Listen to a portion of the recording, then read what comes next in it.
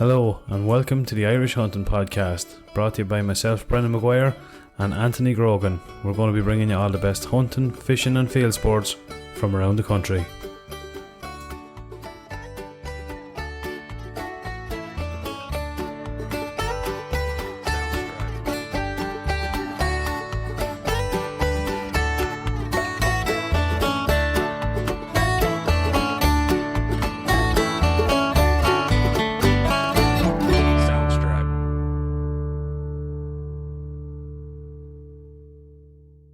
Welcome back to the Irish Hunting Podcast on episode 35. On this week's episode, we will be discussing the benefits field sports have with regard to mental health.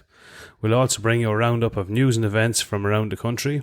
And on this week's Let's Talk Gear section, we bring you Airmaks Arms range of air rifles. Hope you all enjoy. Anthony Grogan, how are you keeping, lad? How are you, Brady? How's things, man? What's going on, man? Feck all now, man. I'm just on the way back from Centre Gold. You had a good evening? Had a good evening. Great. Yeah, we'll discuss that in more detail. But yeah, we're going to get into that now shortly, yeah. How are you keeping? Not a bother, man. Not an absolute bother. We're on the Kinnigar, am I pronouncing that right? Kinnigar farmhouse beers from the good old Donegal, man. Yeah, now you're not a mad fan of this one. I'm not, but I don't like citrusy beers. Yeah. So I read it and I didn't see that information on it, because if I had, I wouldn't have bought them. But you're loving it.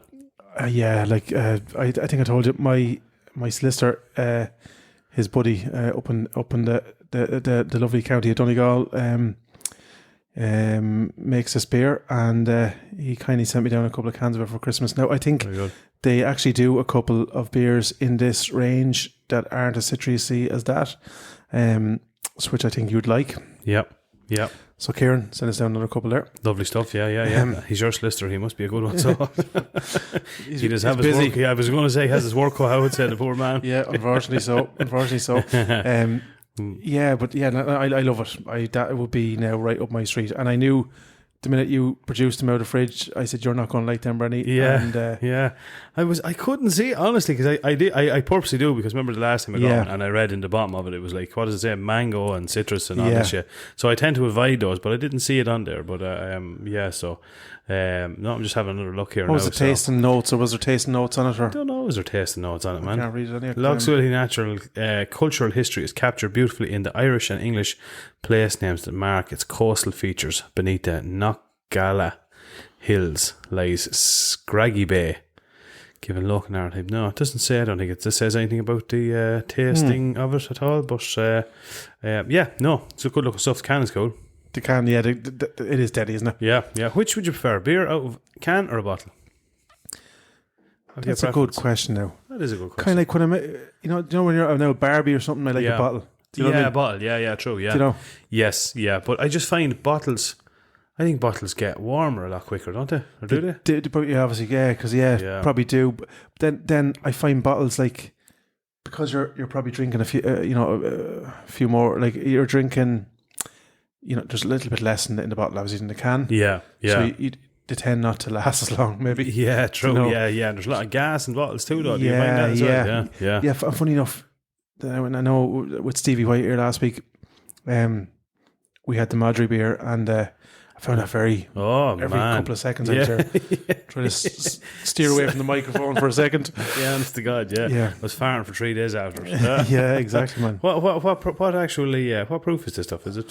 So this usually tends to be a bit sort of 5.3 beta blue. Not too bad. That actually reminds me.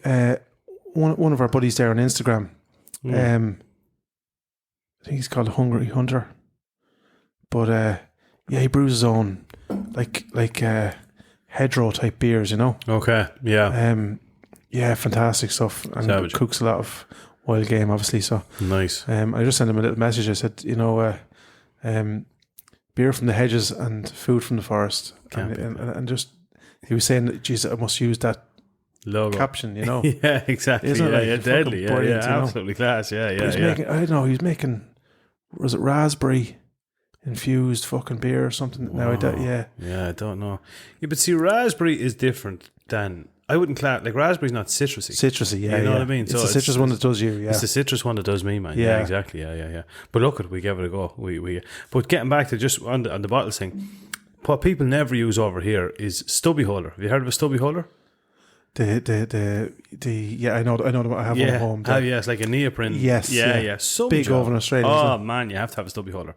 Yeah, yeah. And all of them I had. I don't even know if I brought any home, but yeah, stubby holders are the job. Keeps it nice and cool, man. Yeah, yeah. I have one of them at home. I think Budweiser used to do an aluminium bottle. Yes. Do you remember those? Yes. Used to get them in Crow Park. I actually think I have one at home. And they'd be ice cold. They were game changer, man. But Budweiser, you drink a bottle and it'd blow the tits off you. No offense, man, but piss, I don't like it. No, I couldn't drink it anymore. Oh, jeez. But when I was younger, it was religiously. Yeah, of course, that was the thing, yeah. That was the thing. It was Budweiser and then onto the vodka and Red Bull. Oh, man. I never had a hangover. But did you not know? No, when I'd be younger, like, you could go out and drink 9 or 10 pints of Budweiser and then straight into vodka and Red Bull, wake up next morning, 100%. Whereas now, man, if I fucking even look sideways at any lager, oh, be jeez. Yeah, I wouldn't be a mad fan of the traditional lagers now, the Carlsberg or the Heineken. No. They just do not. I like them kind of beers now. Yeah. Beer with notions. Yeah, honestly, yeah, exactly, yeah. Wouldn't be too far away from myself now, no, right? Exactly, lad. None of that whole normal Joe soap for you, lad. No just thinking about the stubby holder we were talking about there, you know, in true Irish form, we just give out about the bottle, and that fucking thing is warm, and that's in the press there, but do you know what I mean? Hands to God, it's too much hassle to go and get it. I'd much rather give out about the beer. Exactly, yeah. And we still drink it. We still fucking although drink there is not worse than warm beer. Oh, no, man. It's a no. That's a labour of love there, you know, trying to get through a warm beer. Oh, no, definitely not. No, I love, my little thing is like, I think I've spoken this before. I love when I'm out, when I'm mowing my lawn on the ride on, makes cold bottle of Corona, man. Giving the fingers to the guards. I get real hillbilly. Turn on the lights. Sitting on my lawn couch. Pulling the handbrake on the ride on. Just a real bowsy lad. Yeah, bowsy. Come here, what has been going on? We're obviously going to talk more about your trip over to Mick and some of the stuff that Mick has at the minute, but what's been on in the club? Have you been up to much or meetings or? Yeah, we had our AGM. Did we discuss that last week? I can't remember. Yes, we did. Yeah. We did. We did.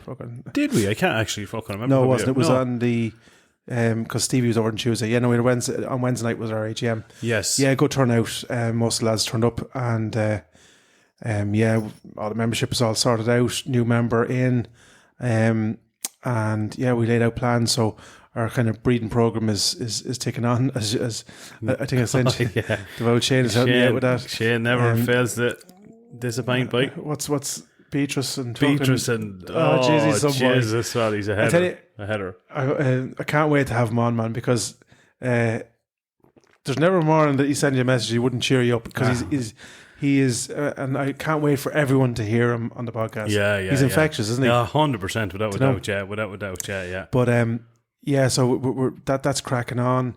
All our owl boxes went up over the weekend. Seen that, good work. That? Yeah, brilliant stuff. Yeah. So yeah, and thanks to Anthony and Joe Mallon, huge advocates of the work we're trying to do locally, and it's not all the big companies locally that are getting behind us, unfortunately. Which you would love. But we're in Super Value Ham now. Yeah. Super Value Ham is class, anyway. Where's that made? Oh, it's not made in Timahoney. I know they're most definitely. I know they're going to support a local club. Of course they will, man. Without a shadow of a doubt. Young and old members, and they will. They will now.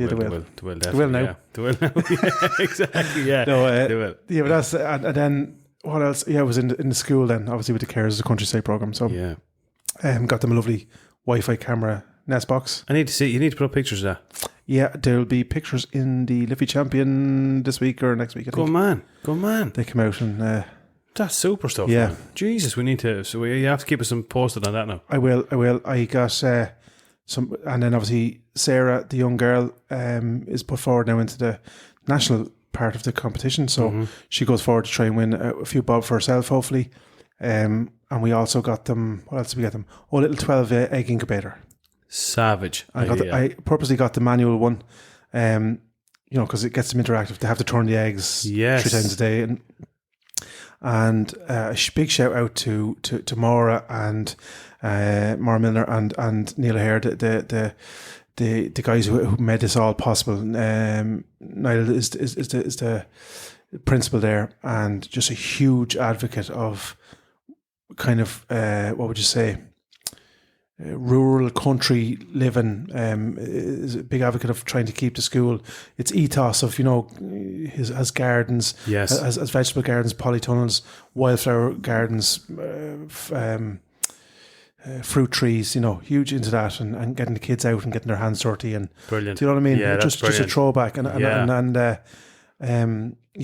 think it's just it's refreshing. Yes, yeah, And you can see it in the school with the kids. They're just a bundle of energy, Yeah, that's brilliant, man. That's Yeah. brilliant. That's and a bit, the more that you see is brilliant. I know where Cooper School, I think, was it when he was in junior infants. The teacher, Mrs. Kerrigan, actually was her name, and she did something. She took it on her own back, and she brought in the same. She did an incubator with eggs in it, and man, the kids, the way they got involved and interactive, and every more they happened to turn the eggs and check on them, and every day they come in, couldn't nearly wait to get into school to see, and then the excitement and everything. So yeah, that was more of that. Yeah, that's brilliant. So yeah, that's I think that fulfilled the week, and obviously we've this is only the start. One of the guys, actually a new farmer that I've been doing the fox control, gave us a little bit of land to put up our new pen. So we've now in opposing ends of the club now with pens, so which I kind of wanted.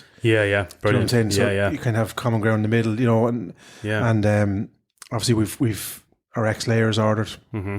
They're coming July. We have our polts. We have 60 polts ordered for July as well. Okay. And we should have the bones of 60 to 70 pheasant eggs being hatched. Deadly. That's the right job now, yeah. And we've a load of mallard hatching at the minute. That's savage, man, yeah. Have you ponds, or are you just ushers up, but there's water around where Yeah, but we did a man-made lake years ago. It just needs a bit of work, bit of finishing off. But grand. we have loads of water locally anyway, Yeah. There's one thing there's no shortage of in the Midlands buys is water. There you go. And yourself. What's been going on with me? Obviously, I took over the position of the chairman this year. Congratulations, buddy. Cheers, man. Yeah. Ross, the Bow Ross McQuaid, he's going to be the treasurer, so we're going to kind of be working together on the money was just resting in my account. Yeah, honest to God, yeah. No, zero funds.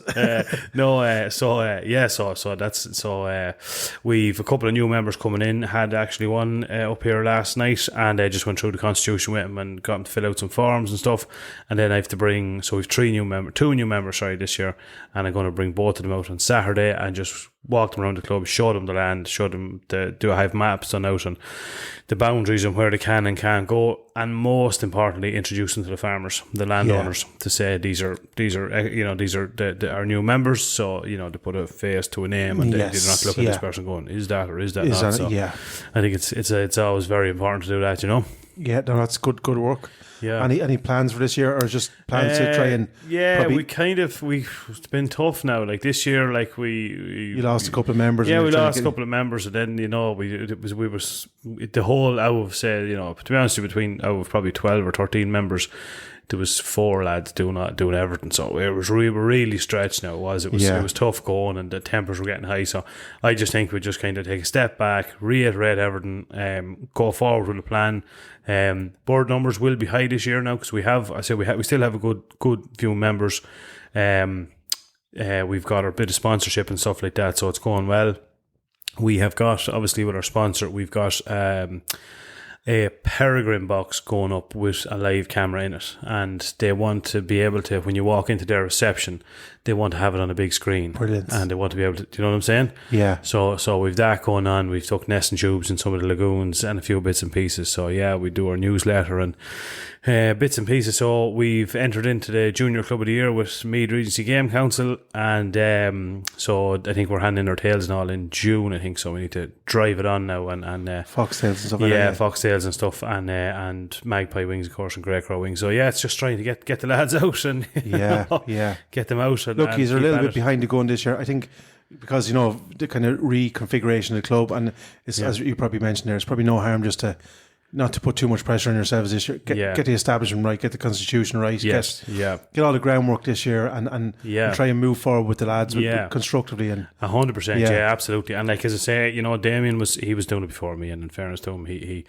made the club what it was. So it's it's big, and it's a thankless job as well. Yeah, 100%. Yeah, so big, as big you're boost about to find out. As I'm about to fucking find out. Sure, look, that's it. Sure, we'd look. And that's it. Yeah, no, it's good. It's good. And look at the it always. I think I it's in my AGM as part of the yearly. You put yourself. Does anyone want to put themselves up for chairman? Because sometimes I'd be conscious, even myself. I'm only in it a year, but it might need a fresh pair of eyes. You know what I'm saying? Yeah, and that's always if you're standing still, you're going backwards.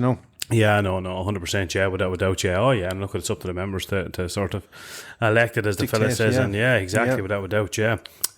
What sort of? I meant to ask you numbers. So, have you an official figure yet on what numbers is are actually going to go for with birds, or with birds? Have you gone to the same place more or less, or we're maintaining our 100 adult birds. In October. Yes. So we're going to still continue with them. Yeah. And then obviously our breeding program can be anywhere between 20 to 60, I know. Depending on the 50-50 split. So that's a kind of, and then our poults, we're obviously getting 60. Yes. Yeah. Brilliant. Yeah. Look, we've I know you won't be able to sex them, but yeah. It'll be good, man. I think it'll be great. Like you'll have what would you say? You'll be surprised if you get good conditions and stuff, and you get the poles. You'll be surprised, man. To say, like, I'm not blowing around, but you've seen some of the birds out. Oh, beautiful! They were unbelievable. And they were in fucking some nick, but weather plays a fucking huge part in disease and stuff too. You know, but you'll have some birds on the ground this year. Look, we hope to have double birds that we had last year. That was the plan, Brilliant, So somewhere 200 plus anyway, Yeah, exactly, Have you my lads out there doing, is it just yourself? Have you my lads out there after foxes, or is it predominantly yourself? Or? The foxes would be kind of one of them. The vermin control aspect would come down to the kind of the same few, you know what I'm saying? Yeah. Now this year, I can already see there's an uplift with some of the members, and which is great to see, but like that, nighttime shooting, I'm the only one that probably does nighttime shooting. Yeah. We have one of the guys that comes in with the hounds and the lurchers and stuff. But and for the fox drive, and that kind of happens every 3-4 weeks maybe. Yeah.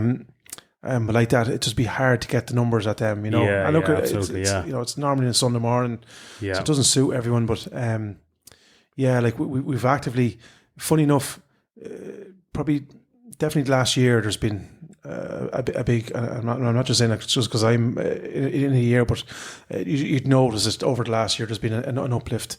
Because I suppose we're focusing on there's a few bob up for grabs in the vermin control pot, and so we've actually tried to get it, and funny, it's been reflected a little bit, like just visible. Birds are more visible on the ground, I noticed this year anyway, Yeah, definitely, 100%. It's like we always say with all these, which is conservation work, which is essentially what we're doing.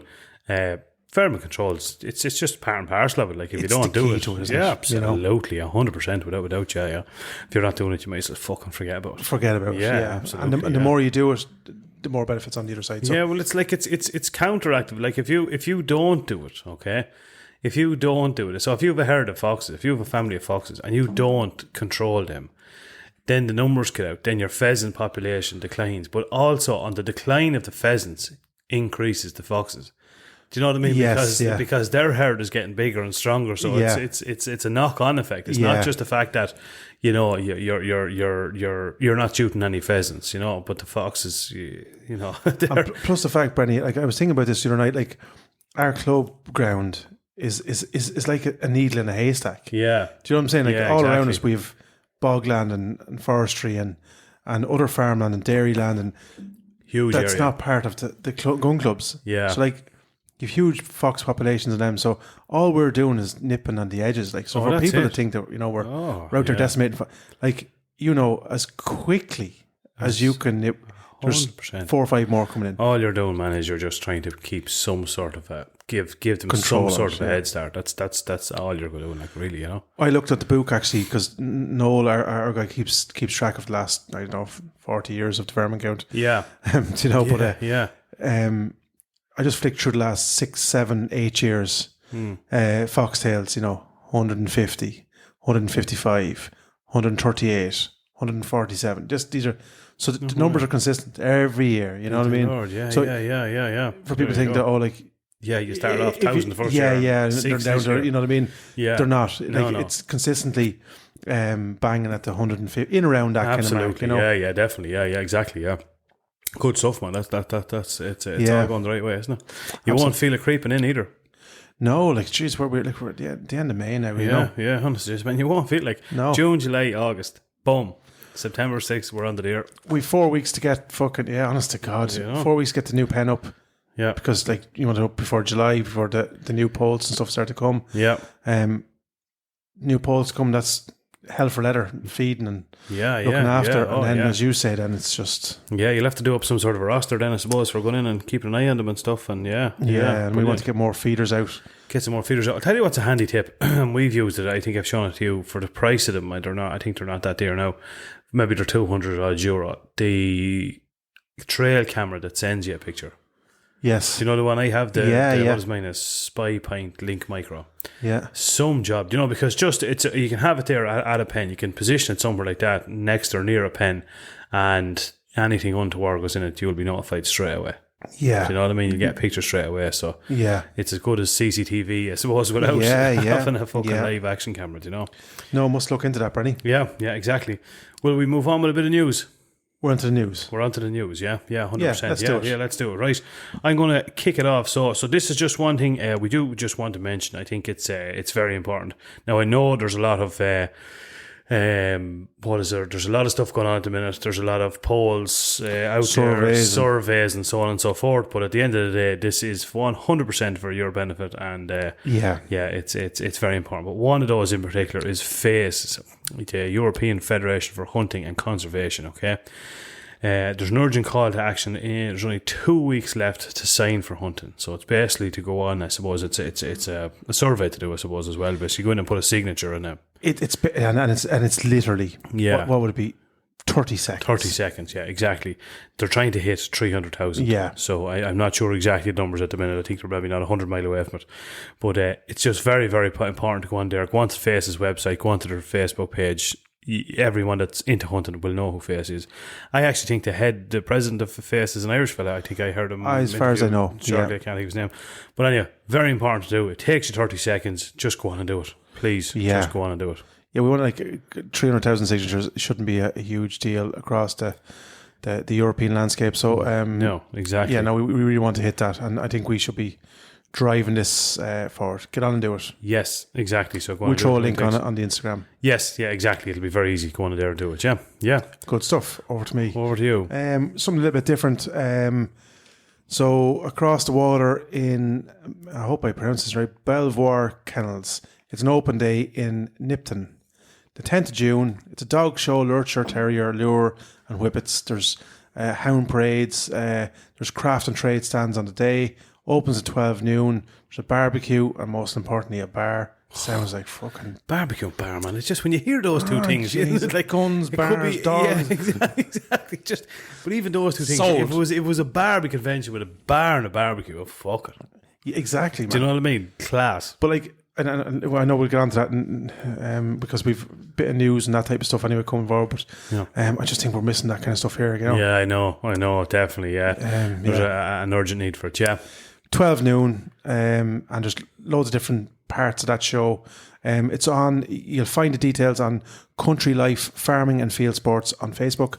10th of June. Yeah, I think admission's small money. I don't have it there, but small money. Yeah. I really fun Yeah. day. There's something there for kind of everyone there. Yeah, definitely. You know what I mean? It's a day out for the family. So exactly. So yeah, that'll appeal to probably a lot more of our UK listeners and anyone that's kind of particularly interested in that. Like, you know, this is what you do. Go out, make a weekend of it, get over there. Yeah, meet like-minded people. Exactly, without a doubt. Over to me. I just want to give a big shout out to Prosperous Game and Conservation Club. So it's the return of the Poker Classic. The venue is Dowlings of Prosperous, a right good old spot, a nice creamy pint in Dowlings for anyone that's thinking heading over there. The date Friday the 9th of June, time 8:30. So get your tickets. I give out the number here. Get your tickets 087 231 0107 or 087 238 81434. And they have their own Facebook page as well. They do, and yeah, get on. I think Anto is the name of the man he was messaging me there, and they're a local club to us, well, semi-local to us here, and I know they've been with COVID and stuff. The poker, that was their main source of kind of funding over that way. So yeah, you know, it's an important part of the club over there, and they've a lovely club over there as well. Brilliant. I know a few of the members there, so. Yeah, brilliant. Support it. Dowlands of Prosperous. Get over there. Good night's sport, good night's entertainment, and Vivek, I know the proprietor over there. He's a good man. He'll make sure you're well looked after, well fed, and get those pints into you. Absolutely, you cannot beat it. Yeah, and then the last one again. There's another little survey one, but there's a kind of a report survey circulating now. If you haven't got it, if you're a member of a gun club.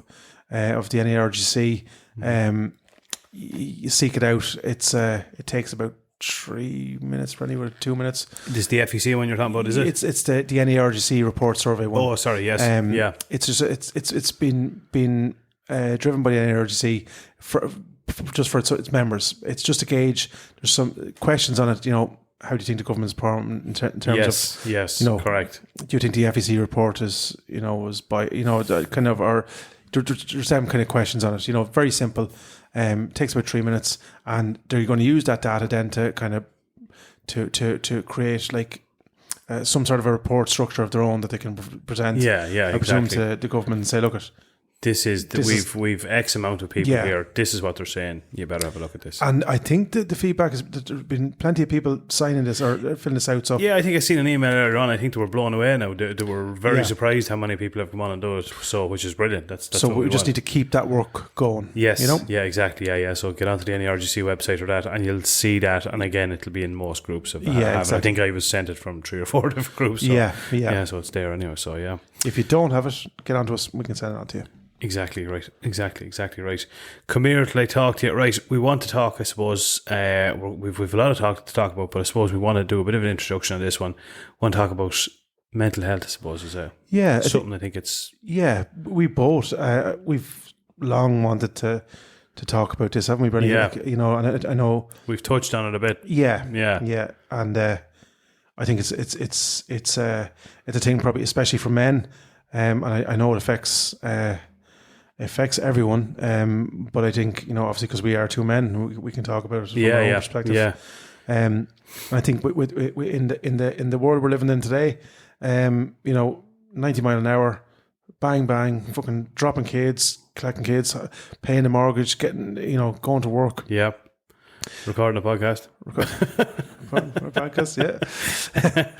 But isn't it? I think like we lose a little bit of touch with nature, one, and just a little bit of fucking time out for ourselves, Yeah, definitely, man. Yeah. And I think if you're suffering with the head at all, or a bit of, I suppose, depression or anxiety or anything like that, when you're a small thing can be a huge thing.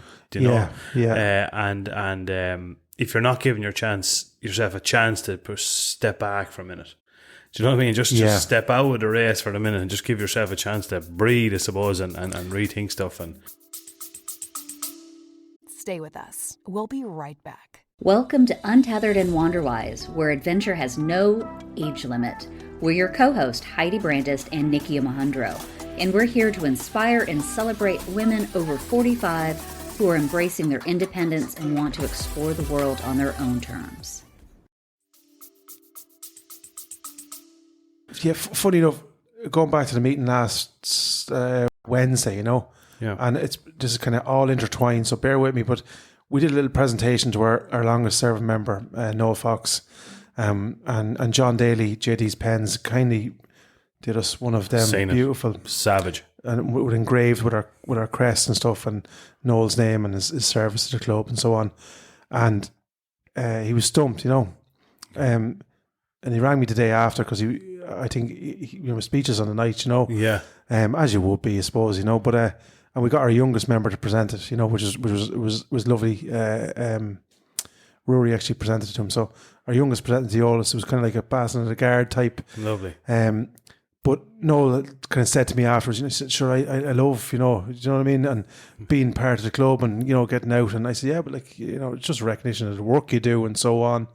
And he was back out again Saturday morning, hanging, directing traffic and helping the boys with the owl boxes and stuff like that. But I was just thinking, just in terms of that, like the social outlet, when you come to retirement age, kind of here, and I know this is on one end of the scale, you're kind of forgotten about. It's kind of like you know what I mean? Yeah, especially in rural Ireland, Yeah, definitely. Yeah. And for him and many men like him, be it a men's shed or a game and conservation club or some sort of a obviously the pub was the kind of a social outlet for a lot of rural mass maybe, or you know what I mean. Yeah. But these were the kind of things that and even with, I think a lot of the old age groups now were disbanded because of COVID, because it was the fear around them, and then I never really got back going. And I think that's a huge benefit. Like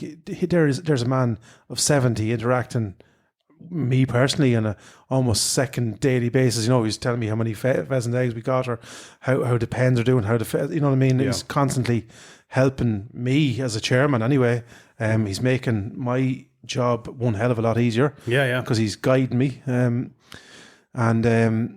yeah, and obviously then that I hope gives him, a bit of a spring in his step when he gets up in the morning. Absolutely. Yes. Yeah.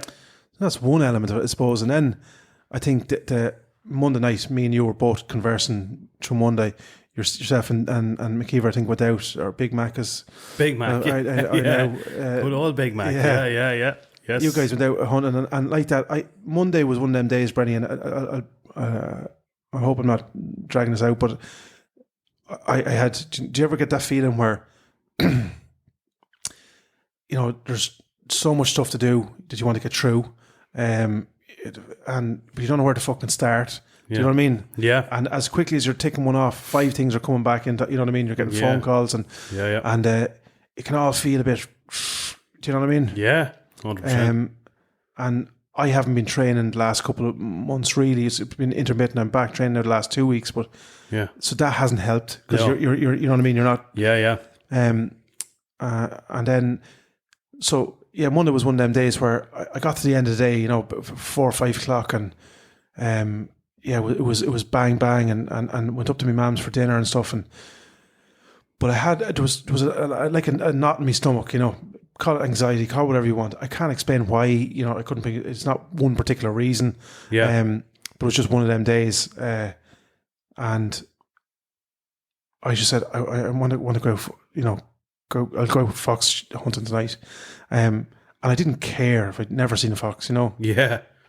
But I got out, lovely evening, the gun on the back, down the lane, did a bit of spotting, and there's one, next thing you lose half an hour, 3/4 an hour trying to stalk in and wonder, do you know what I mean, or trying to call him in, or and all of a sudden you realise it's 12:30, and I came home and I had a bit of pep back in my step, Yes. Now, I'm not saying you're going to be jumping out of your skin or anything. No. But it was the anxiousness and the tension was gone. Yeah. Because you'd done a little bit of physical exercise. Yes. You got out in nature. You got out and seen a bit of... Absolutely. Seen rabbit's hairs, Yeah. And I think that kind of... that retuning kind of almost gives you that reset. And And I got up Tuesday morning, absolutely wrecked because it was near after 1:30 by the time you didn't get showered, get to bed. Yeah, exactly. Yeah. But I had a smile on my face. Yeah. Do you know what I mean? Exactly. Does that make sense? Yeah, sure. Look, 100%. That's what I suppose. I think that does that for all of us. I think we all. You know, I'd be no different. I remember even when we used to be young. When you be a teenager and stuff, and there'd be a lot of shit going on, and you're fucking head. You know, there's times you wouldn't know whether you're coming or going, and you're mad. Be always my man. I'm sure you're mad because you know you were in bad form. Like, and of course, as lads, I suppose most of us we don't fucking really talk about it. Like, you might talk to your ma at certain, but then you'll reach a point and you probably won't. Yeah. Which is dangerous because you hold it in, and the one thing that it eats away at you. Then if you can get it off your chest. But she would have always said years ago, the best thing you do now is just go for a walk. Just get out of the house, just walk the road, just keep walking, and we would have done it, and I'd be a testament to that. I think it's just whatever it is, man, and I think with hunting, it's one of those things. It's a step ahead again because not only are you out in nature, which is healthy, it's food for it's sensory, I suppose. You're out, you're getting fresh air, you're getting exercise, which has its. We don't need to talk about that. The benefits of that on its own for your own mental, physically and mentally is unbelievable. And then as well, it gives you something else to focus on. When you're out hunting, you're obviously focusing on the hunt itself. Like you're looking around the corner, you're taking your time getting over things, so you're concentrating on what you're doing. Yeah, and I was thinking, there's books and there's apps and there's YouTube videos and courses on mindfulness, right? Yeah. And I was just thinking on Monday, right? Yeah. Like, what am I actually doing here? It's exactly fucking that. It's getting over a gate without making a noise. 100%. Trying to open a fucking chain. You know what I mean? Yeah. Concentrating solely on what you're doing. What you're doing, yeah. Then you're spotting something in the car. How can I get from there to there without me? So you're concentrating on every step. Yeah. Every move. And that is... So here we are, right? No books necessary because you have to do it. That it's automatic. Yeah, you're being mindful. Yeah, do you know what I mean? Yeah, absolutely. It's like I think what you're saying there. So my version of what you're saying is, rather than sitting there in a book and reading it out of a manual and saying, right, I should be doing this and I should be doing that, you're not focusing on that. You're getting out. You're just automatically doing something. You're going into your autopilot. Exactly, and your mind takes over. So you're not saying to yourself, now I should be focusing on me hunting. You're automatically focused. Yeah, so that you don't need to tune into. Clued in. Yeah, exactly. And then I think as well as that, it kind of I suppose I'll break it down. You come home, you're in a shit humour. You've a ton of stuff going on in your head, and you're stressed over money or health or family or whatever the case may be, right? And then you decide, look, I'm going to go out for a fox night. So you throw the gun over the shoulder and you head out across the fields. Calm night, windy night, whatever, doesn't matter, fuck.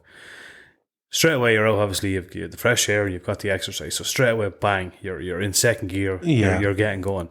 Like you said, that then you see something. So then straight away you're on that. Do you know what I mean? Spikes. The adrenaline spikes. So you're focusing on that then straight away. You're like, how the fuck am I going to get over there? You're reading the wind. You're looking at conditions. You're saying, how would I get in? Is he coming? Is he not?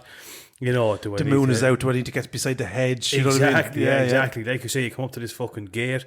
What's the best way of getting over this? Without making a fucking ball of noise. You get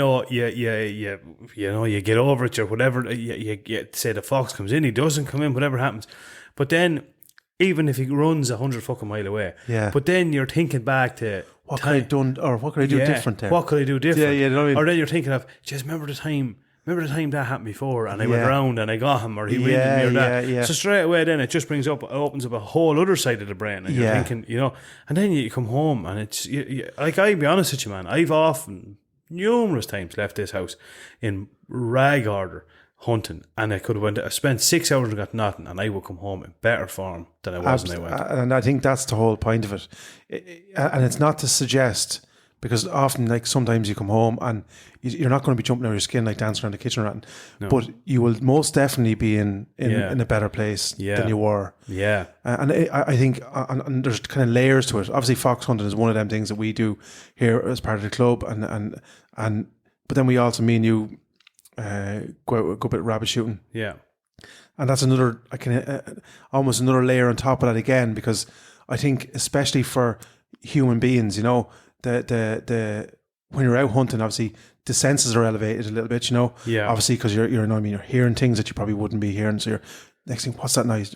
You know, there's two ducks breaking out of the ditch beside you. You know what I mean? Yeah, absolutely. Or a couple of snipe getting up. So you're alert to all these sounds going on. Or even when you're stalking on a fox, and you hear the blackbirds moving in the hedge. Is that one coming up? Do you know what I mean? Yeah, you do. Oh, absolutely. Yeah. So these are kind of like what would you say? They're age old techniques. You know what I mean? That are all coming back to. You know what I mean? We're like a computer. You know, these are. They're down there in our hard drive somewhere. We know. Do you know how to do this? Or we're learning all the time.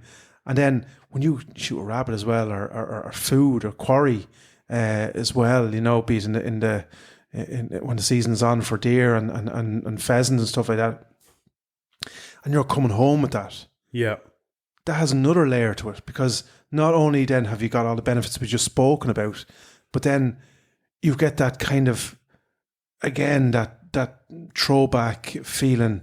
You're coming home with food for your family and on your shoulder. Yeah, absolutely. Or food for yourself, you know. Yeah. And that has another added, I think, another added benefit. You know what I mean? Yeah. It's a real feel good. It's and obviously the health benefits of that quarry versus your store bought is doesn't need much talking about. But I just think that adds another layer to it, man. Definitely. Do you know? Absolutely. Couldn't agree more, man. Yeah. I think if we all stopped, I think.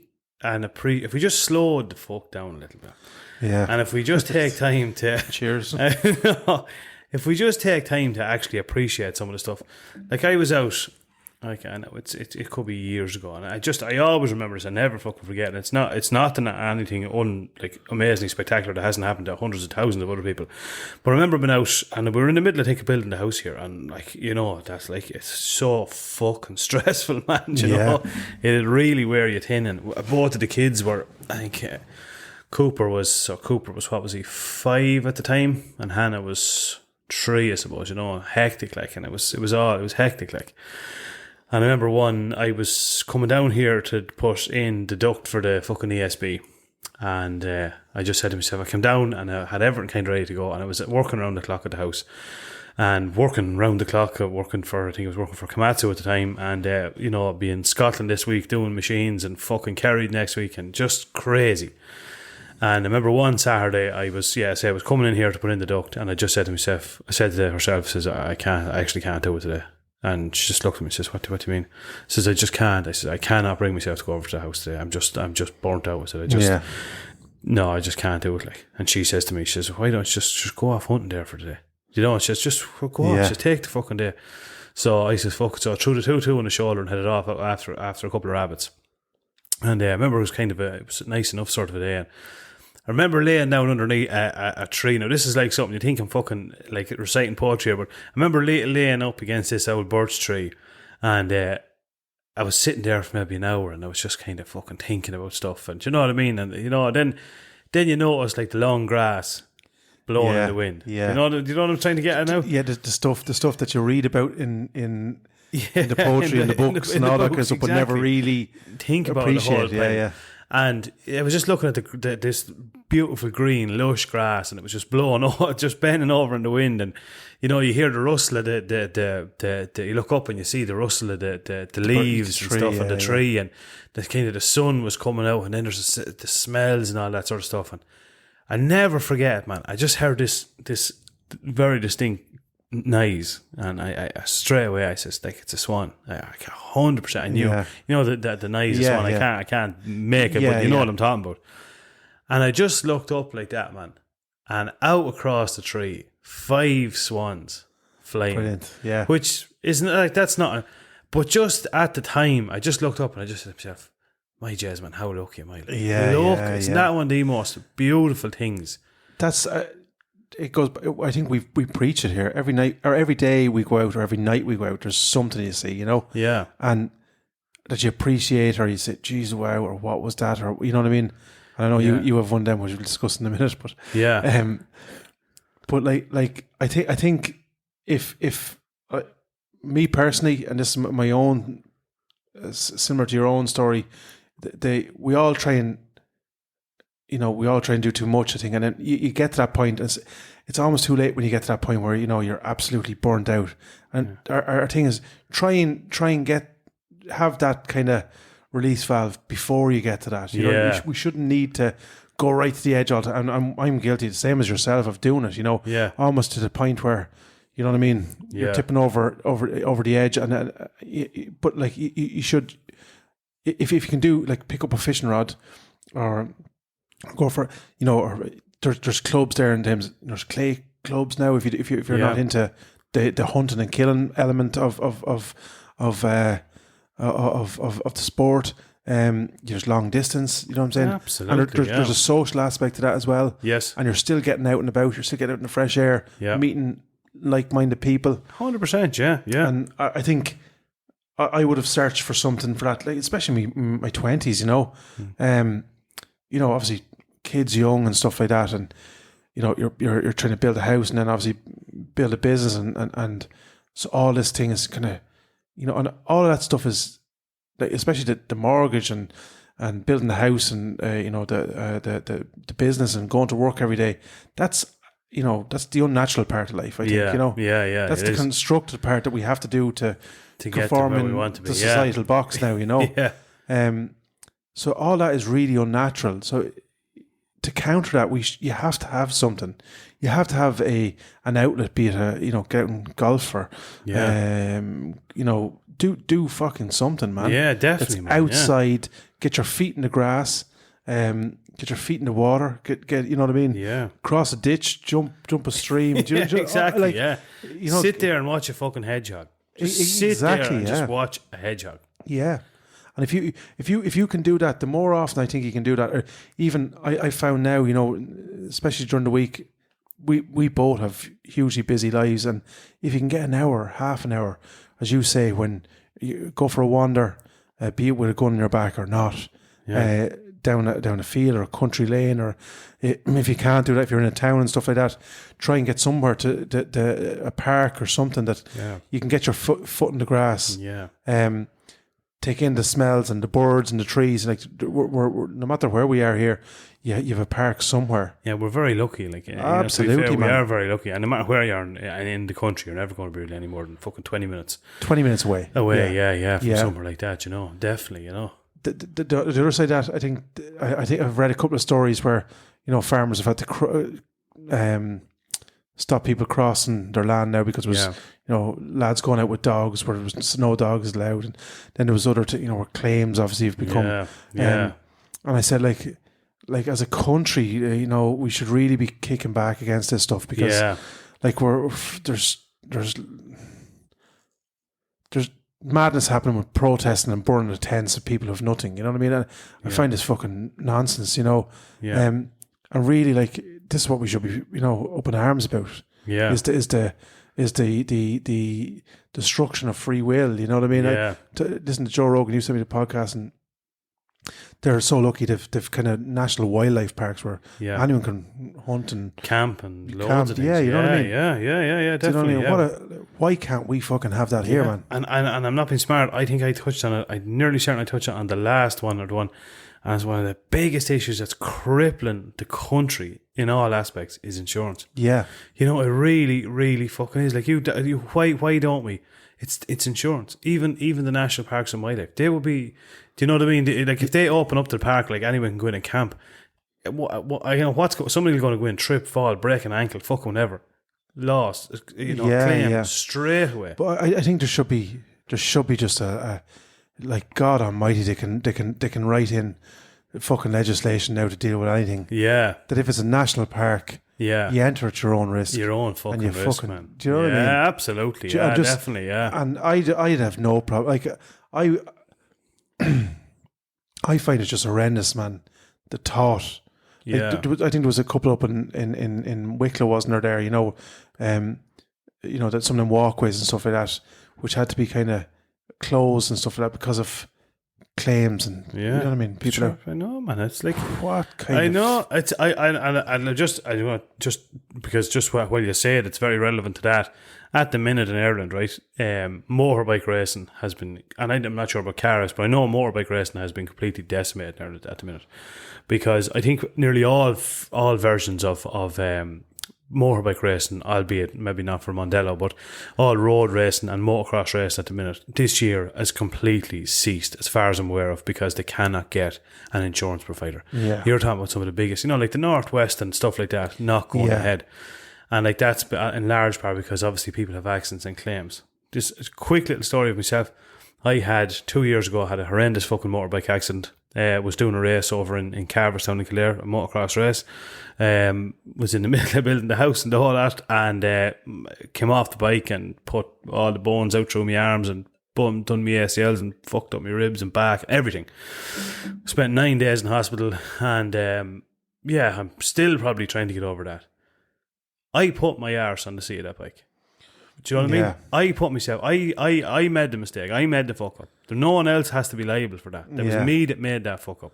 Yeah. I knew what I was getting myself into. Do you know what I mean? I understand. Yeah, and look, there is another side that, as I'm kind of saying it, like, what do you do? Like, say, there's men out there racing and they've kids and mortgages and stuff. Yeah. And they may be incapacitated or maimed because of that, you know what I mean? Yeah.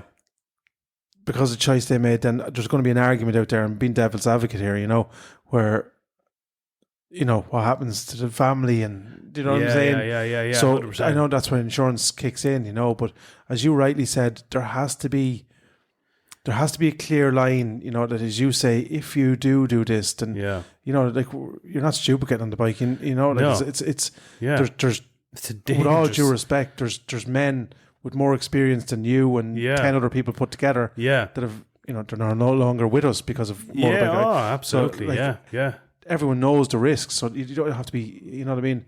And no different than that. If you're walking up a hill, well, there's a good chance you might slip on a stone or slip on a fucking piece of grass. You're walking in a national park, don't expect it to be tarmac. You might trip over a branch. Exactly. You know what I mean? Yeah. Who put that boulder there from 8 million years ago? Yeah.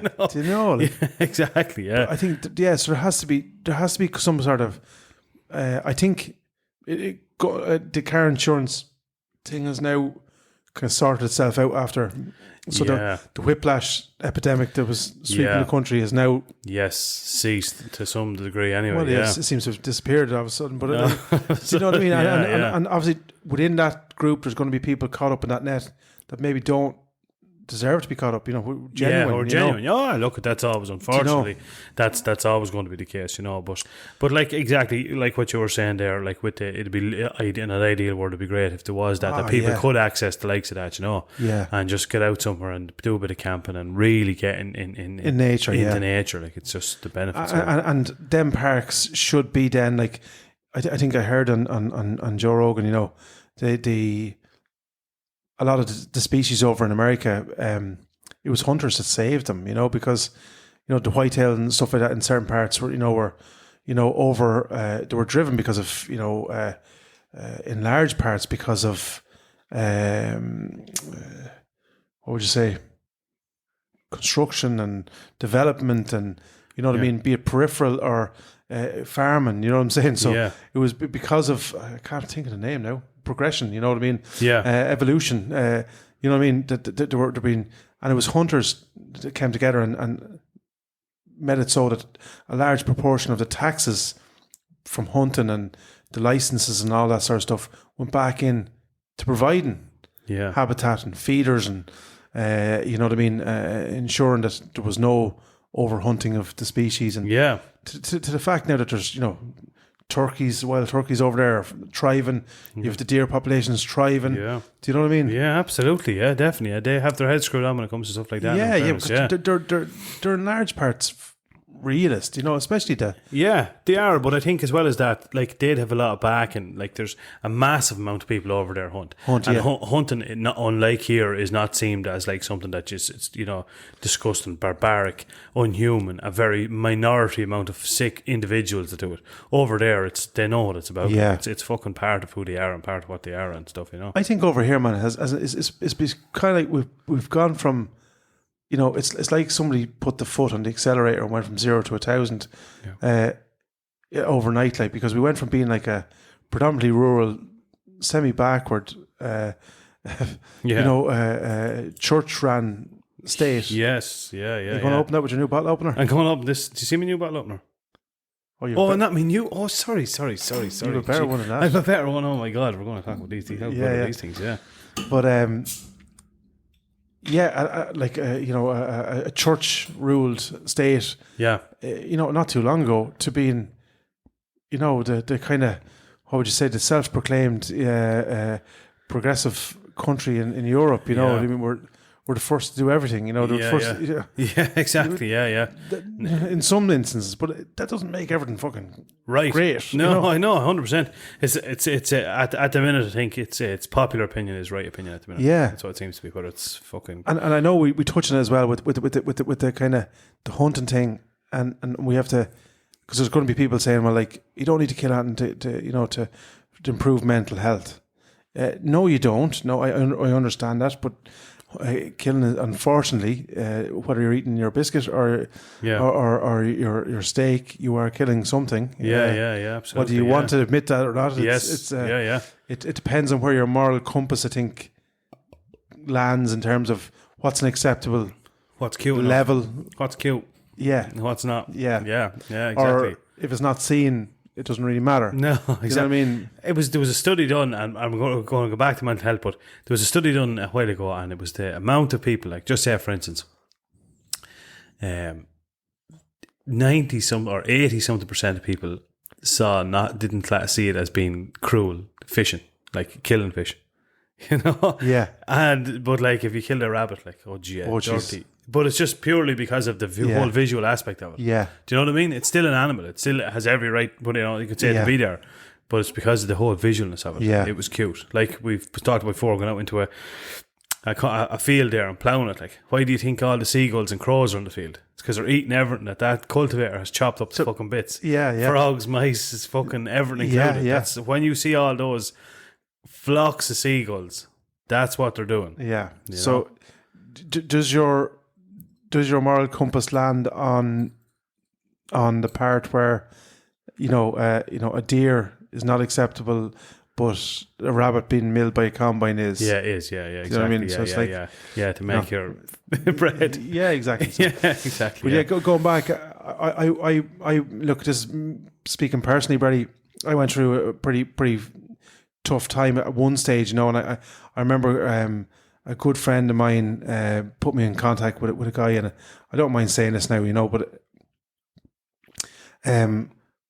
just, and it wasn't a case that, you know what I mean, thankfully for me anyway, it didn't become an issue to the point where, you know what I mean, it got too bad to handle, because I kind of recognised it. I talked about it to him, and he put me in contact with a guy, and we did kind of very simple, primitive kind of techniques and mindfulness and stuff like that, which I found very beneficial. In other words, trying to focus on just what you were doing at that moment in time, not what was going to be, not what was gone behind. Some breathing exercises and stuff like that, Yes. And all of which I find very, very beneficial, and almost I utilise them now to probably accentuate the benefits that I get from, doing what we do, hunting and fishing and getting out in nature. So like when you're out there, I almost kind of, it's like what I said about the layers, with the rabbits and stuff like that. Like Monday night, it's hard to describe, but there was stars in the sky. It was real kind of smell of summer evening, wasn't there? Yeah, absolutely. You know what I mean? There was definitely. Yeah. I even, one little thing I noticed, you can see the tractors and trailers come to silage. Silage. Do you know what I mean? But that's kind of the buzz of the countryside. Absolutely, And you see the smell of, in the words of your man July, what do you call him? Who? July, Monday. Smell of fresh cooked grass. Yes. It's like that, isn't it? Definitely. Do you know what I mean? Yeah, without a doubt. And kind of the midgets were out a little bit. You know what I mean? And, they were definitely fucking out. Yeah, definitely. Yeah. But like, there's all of that kind of, that activity. Like the countryside is predominantly silent, but if you listen properly, you'll hear all them things. Yeah, you know what I mean? Definitely, man. 100%. Yeah, definitely. Yeah, it's brilliant. But I think and I've spoken. I just telling you off air. Obviously, I brought Dylan, my eldest lad, over to get his first gun today off Mick and Centre Gold. You know, savage. That's cool. Yeah, that's cool. That's man. a hugely proud moment and stuff. You know? Yeah. That's a father and son moment. That's savage. It's brilliant, and like that. You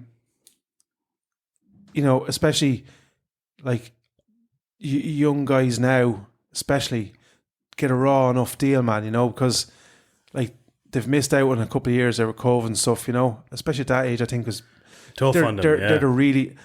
When people say formative years, you think of the early. I think that's the formative years from becoming from a boy to a man. You know what I mean? Yes. And you make your mistakes in them years. You know what I mean? Like you go out and you fuck up, or you drink too much and puke, or you know what I'm saying? Or, yeah, definitely. You know what I mean? You fall out with your girlfriend and try and figure out what you did wrong. And still figure out 20 years later. But do you know what I mean? All the same boat. Yeah. So like it's all that kind of stuff. And I was just saying to him, like, my advice to him, you know what I mean? And not that, I'd be preaching to him or anything, but get it going and get out and use it, you know what I mean? It doesn't, regardless, it doesn't matter if you shoot nothing for the first 3 months. Yeah. Appreciate what you're doing, you know what I mean? You're still learning. You're learning as much when you're not shooting as you are when you are shooting, you know? Yeah. I was just saying to him, his journey for the moment when he'll pass on his knowledge and bring his son or daughter over for their first gun, you know. I said, that journey, it starts now. I can remember when I went in and got my first gun, and little did I fucking know when I went in and bought that gun, that I would be over, 20 odd years later, fucking buying a gun from my lad. Son, do you know what I'm saying? Yeah, that's class, man. Yeah, but it automatically, I was just on the way home, and I just was transported straight back. That moment. Yeah, exactly. Mad, yeah, brilliant. Yeah, and I remember going in, and I had an expectation of what I was going to spend, and I blew that fucking budget. Do you know what I mean? Do you know what I mean? I remember thinking, I'm only going to spend 400 quid, and that's it. Like, and fucking trebled it. Yeah. And I remember filling out the application as clear as I can fucking see it now. Yeah.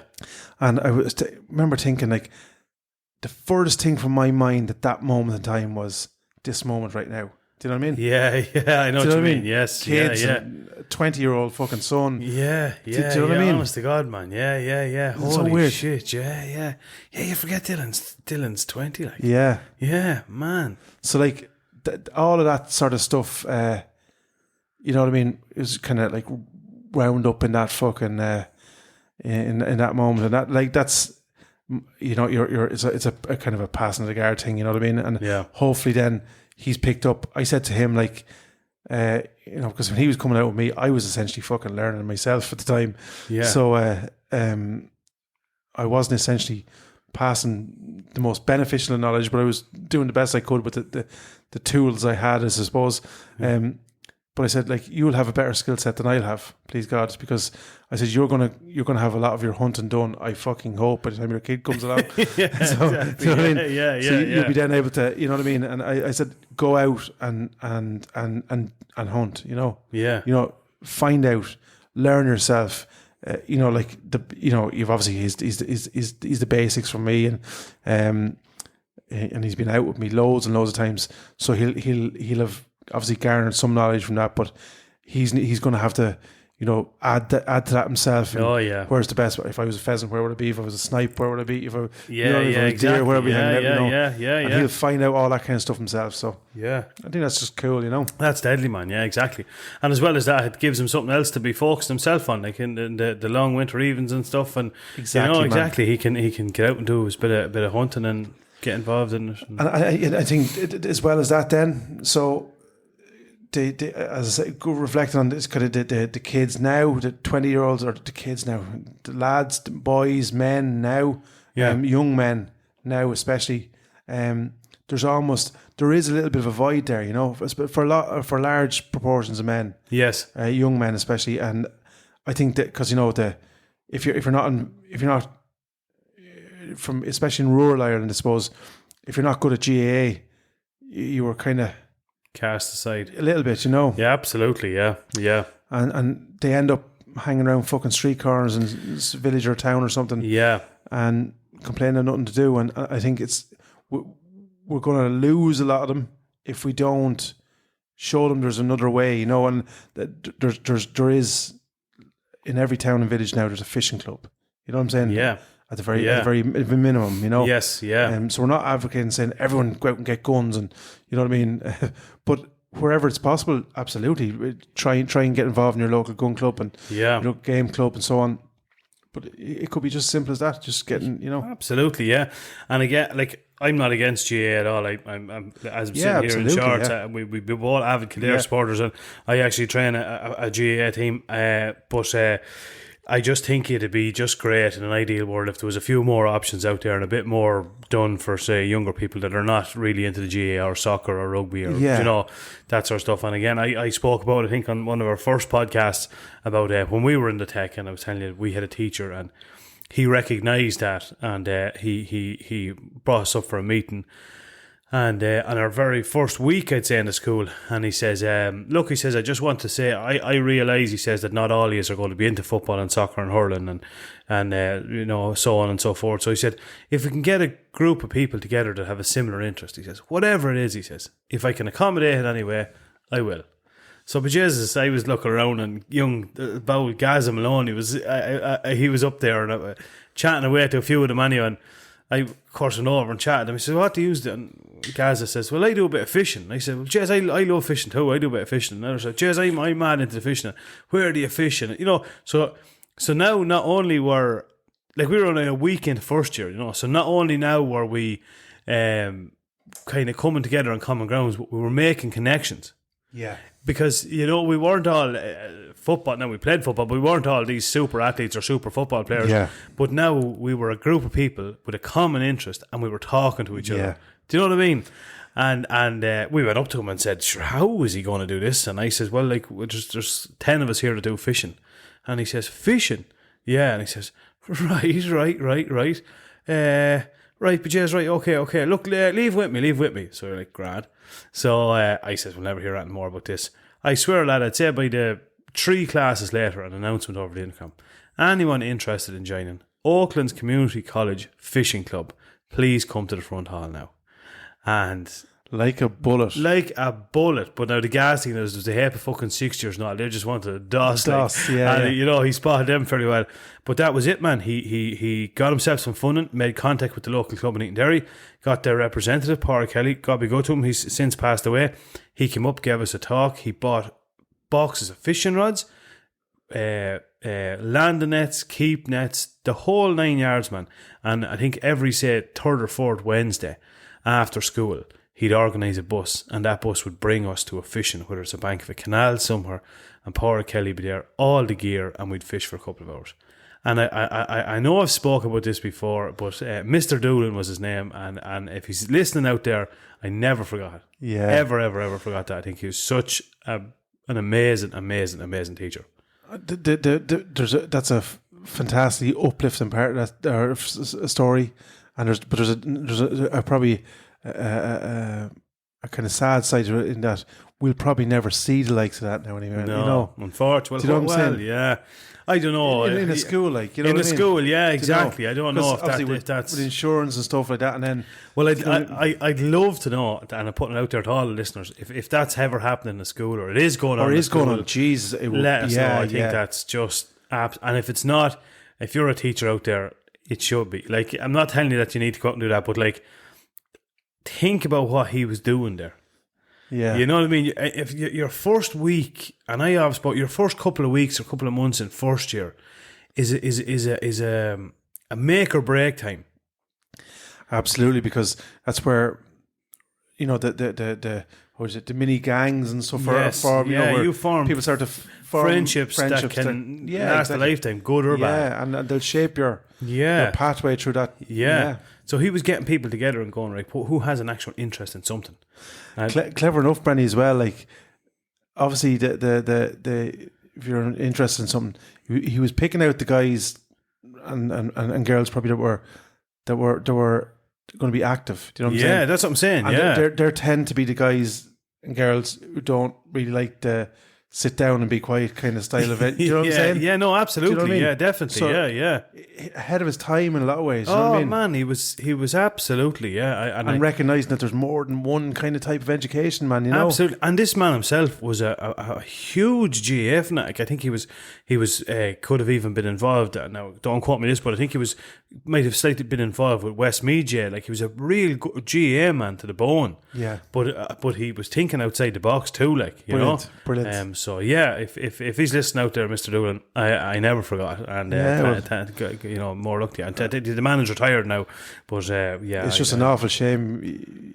You got him as a student, I suppose. Somebody that would actually take in a bit of knowledge. Exactly. He did retire shortly after. I know, but no, fair play to him, man. Look at fair to him. So ahead of his time. Yeah, exactly. He was ahead of his time, without a doubt. Yeah, but that's look. I think that's the theme of our podcast is dedicated to, I suppose, for anyone that's feeling where things are probably just getting a little bit on top of them. Absolutely, the first thing obviously is pick up the phone, talk to somebody. Yeah, 100%. Yeah, definitely. Yeah. I think there's a saying: women talk face to face, men talk shoulder to shoulder. I think that's what I mean? True enough. And yeah. That's you know what I mean. I think that's we can all understand that, because even when we're not talking, I think like many's like me and you have gone out. You know, obviously with Fox hunting, very little talking because you're you're focusing. Yeah. But yet you're spending time in company with somebody. You know what I mean? Yeah, definitely. Isn't it? Yeah, absolutely, you know? man. 100%.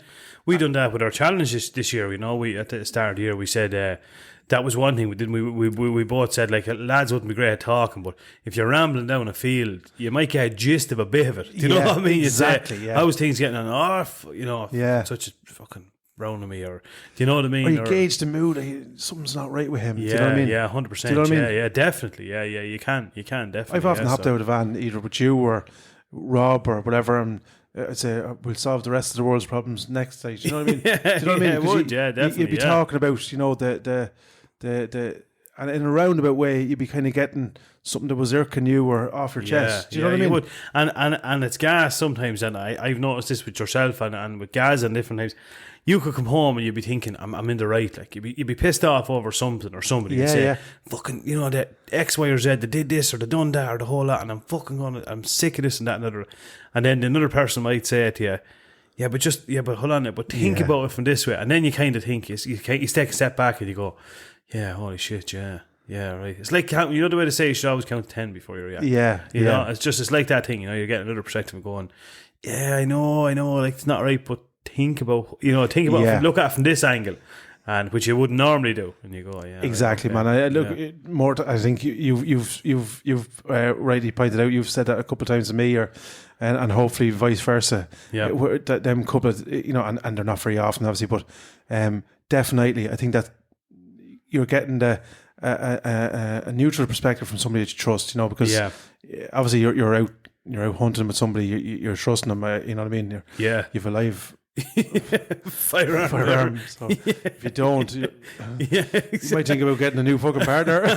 That's a fucking but you trust their opinion, you trust them, you know what I mean, and you're obviously trust their confidence and so on. And I think that's again another side of it. When you're out there and you are walking, you're physically certain. You're obviously then you've the nature aspect, which kind of I think brings you down a little bit, you know, drops the shoulders a little bit, relax a little bit. Yeah. And you're more inclined to say to somebody, fucking happened there last week, such and such, you know, said this or did this, or, you know what I mean, or I'm having a fucking problem here, I can't. You know what I mean? Yeah, exactly. You're more inclined to share that, I think, when you're out and about. It's no different when lads out you know, when they are in the G8 team, and Oh yeah, you know what I mean. They're definitely. you know, Yeah, exactly. You could say like, you'd say, oh fucking that misses mine. If she spends another cent on such a thing, I went home the other night and I had to do this, that, or other. Then I might like go, but you're like, it's your house, man. Or do you know? As I'm saying, like, but you're like, fucking hell. All she's doing is she wants it. Yeah, you know what I'm saying? You know. You might be seeing the perspective from this angle. And you know, in all like in all true stories, there's three sides to it. You know what I mean? There's the left, your and right, opinion, and her opinion, and the real, somewhere in between, maybe. And that could be for fucking anything. But I think I even noticed with Dylan coming out today. I hopefully, you know, because obviously he's working hard and he's trying to nix her and do kind of you know, get a few bob together, and he's, you know, keeping the head down. Yeah. And the rugby's finished for the season, and so he's kind of, you know, he's obviously he's off the vapes now, you know, which is very proud of him. He stopped smoking and stuff, and he was a devil for Red Bull, so he's gone off that.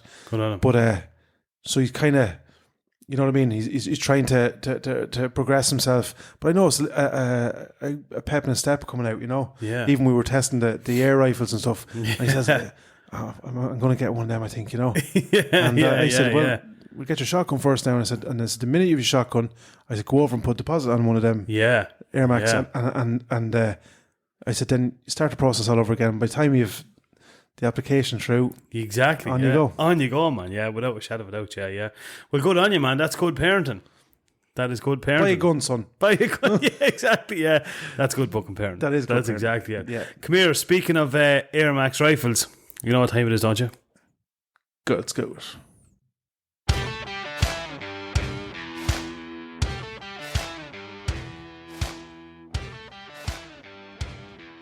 And now it's time for a little thing we like to call Let's Talk Gear.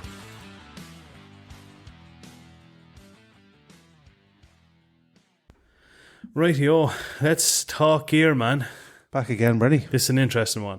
This is cool, yeah. This is cool, yeah. Surprisingly cool, man. Surprisingly cool. I'm kind of half, what would you say, kind of wish I discovered this years ago. Yeah. If that makes sense, Yeah. you know? We are, of course, talking about a brand of air rifles known as the Airmaks Arms, and they're available in Central Gold Ammo in Rathmalline, and we both went down separately, and we had a bit of a look and a bit of a play, and we got a few shots off, and we talked to the guru, as you call him, Bernie, and boy, Jesus, he is. Mick the guru. There's not much he doesn't know, is there? Oh man, he's fucking like an encyclopedia, you know? Yeah, he is, man, without a doubt. Yeah, no, he's some bio. These are some, like, I came out there thinking, like, the when I was going down, right, you said to me about the air rifles, and I think you were the same anyway, because you had said it to me, like, the air rifle, like, you know, yeah, it wouldn't exactly, no, it wasn't going to light your fire, you know. No, exactly. It was like, fuck me, man. I tell you, I would ask anyone that, you know, if you're into the kind of like varmint shooting or you know, rabbit shooting and stuff like that, these are cool, man. Man, I as I said to Mick, and I reiterate, I think if you're thinking of maybe buying a 2.2 LR, have a look at one of these first. Absolutely, yeah, because the capabilities of these are and the accuracy, man, unbelievable, man, unreal. Do you know that swinging target he has? Yes, like 60 yards. He had yeah. I pushed mine out to 100, but this like just bang. Bang, ping, bang, ping, bang. ping, ping. Like on the money every fucking time. Every single time, man. Did he get you to shoot off a little branch? Did you do that? No? No, sure. I was cutting trees, man. Branches. Oh, he had. There was like a little branch. He says, see if there's one strand. He said, see if you can shoot it off. Live it, And one shot and mowed it. No, I don't mean the act, but that's the accuracy. Of these things. It's just phenomenal, man. Yeah. And I think like that. I said because like that. I was going to suggest even with Dylan. You know, obviously the first rifle, I would be hoping he would be a 2.2. You know, would have been. But I would definitely. I'd skip it, man. You know. Yeah, you'd be nervous. I suppose. Is a fair thing to say. You know.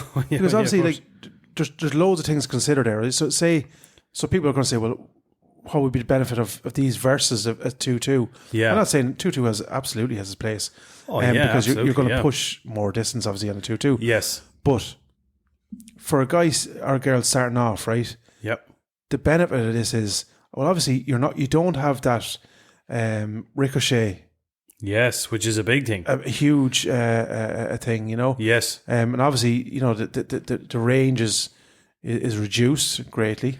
Yep. Not like I think some of the bigger the slugs Yeah. up to 200 yards. You know what I mean? So, Holy Jesus, man. That's hectic. Huh? but the smaller ones that we were popping there, Yeah.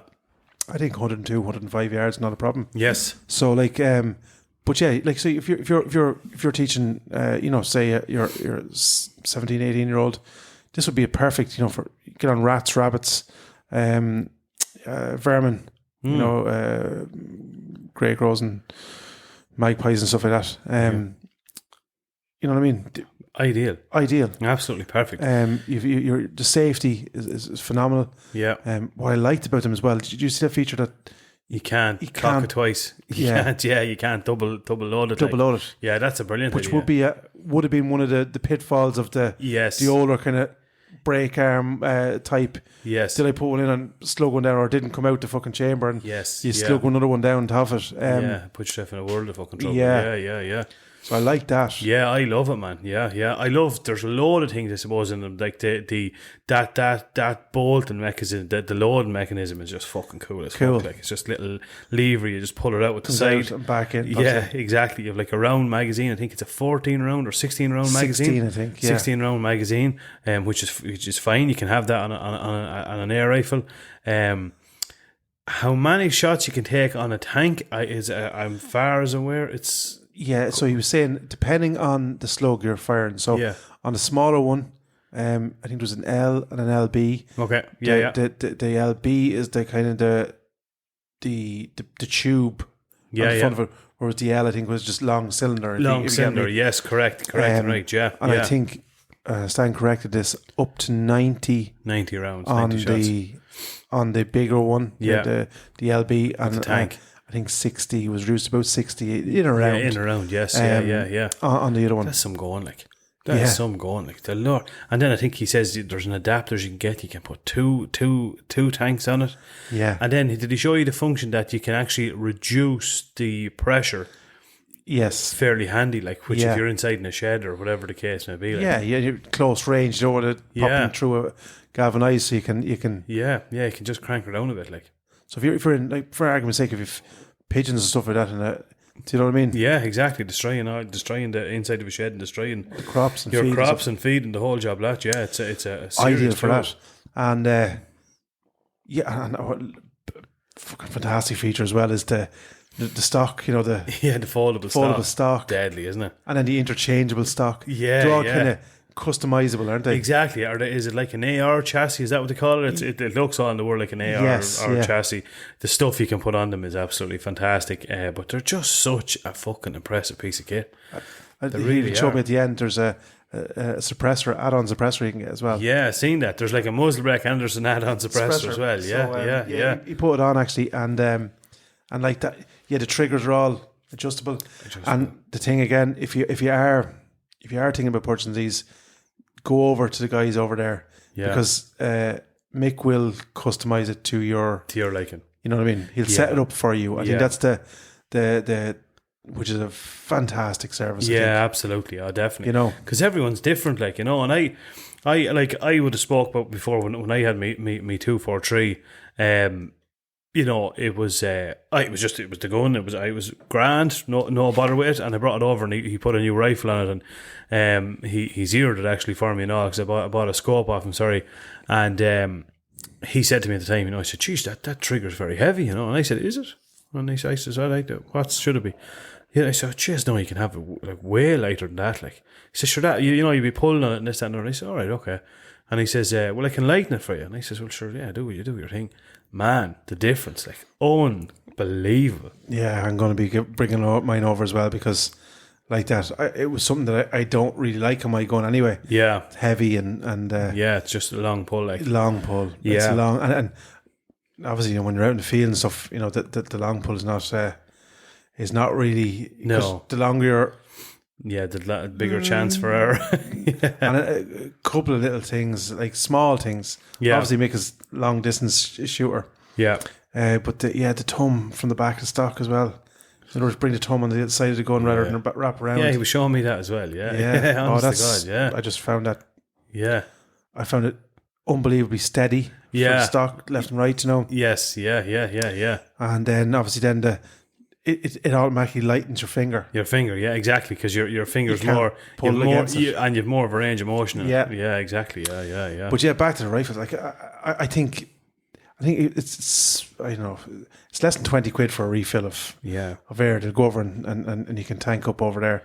Yeah. And a box of rounds is there a couple of hundred in it for €11 or something. 11 or 12 euros. 11 or 12 euro, like, yeah, it's cheap as fucking chips, man. Do you know what I mean? Yeah, so for 30 quid, like chew for a year. Yeah, do you know what I mean? Flat out. Yeah. Funny enough, when we were over there, he was just showing us, letting us look through a few glasses and stuff on some of the other chassis of the air rifles, and there was guys ringing actually, looking for ammunition for the weekend, and was there? Yeah. So like he has a fair few of them out. Oh God, he does. Yeah. There's some job now. In fairness, yeah. I think I'm actually not too sure where they're made. I think they're made in Europe somewhere. I'm not exactly 100% sure, but yeah, like you can go onto their website, Airmaks Arms, Airmaks Arms. I have a bit of a look at some of the stuff, but yeah, they're a serious tool. Phenomenal tool. I wouldn't, if I was going back again, which I don't have, but I would be, if I was thinking of a 2.2, I'd say I'm not saying don't buy a 2.2, but I would certainly go down and have a look at these first. I would, because you know,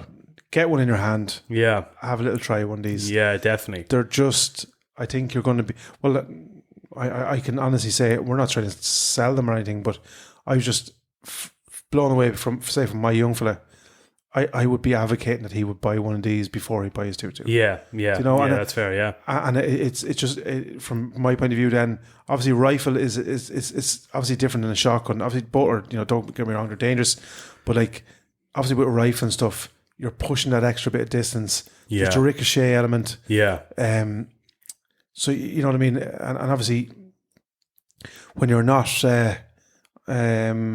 you know, nobody's essentially is born with the knowledge of rifles and stuff like that. So it would be a lovely start and introduction. Absolutely, I think he was telling me there's actually people getting rid of some of their rifles and going to these. I wouldn't be surprised. Yeah. I tell you, I wouldn't be surprised one bit, man. Yeah. Definitely, I wouldn't be surprised. You know, I think I was mentioning I done a bit of a write up and a bit of a review on them on the next episode of Rural Pursuits that'll be out in June. I think, is it? Yeah. Excuse me. Yeah, I was just mentioning that the last time I used an air rifle was, do you remember if you were younger, you used to go into Spanish holidays, you know, if you go over to Spain and there was like they used to do, what would you call it? There'd be different sports that they would do with kids and teenagers and stuff. One might be water polo, one might be fucking orienteering. Yeah, I wouldn't be doing water polo now, but I went to a mobile in fucking Wexford. Oh, did you? Fucking Spain. Okay. Look at this fucker. Sorry. I'll just get back to my nice beer. Sorry, but anyway, that's what we used to go over as we were kids. And one of them was... Did you eat croutons in your soup? Did I eat croutons in my soup? You were one of them fuckers. No, I yeah. definitely never. No, croutons. No, I never had croutons in my soup. No, my Sorry. Caesar salads. I digress. But I remember one of them on it was target shooting and archery. So I remember reading this. I was like, what the fuck's target shooting? Straight away at me shooting. And I was like, yep, 100%. And he used to go down and he used to meet at the corner of one of the fucking apartments. And they'd have this little tray on the wall, and you put in your card and you write your name on it.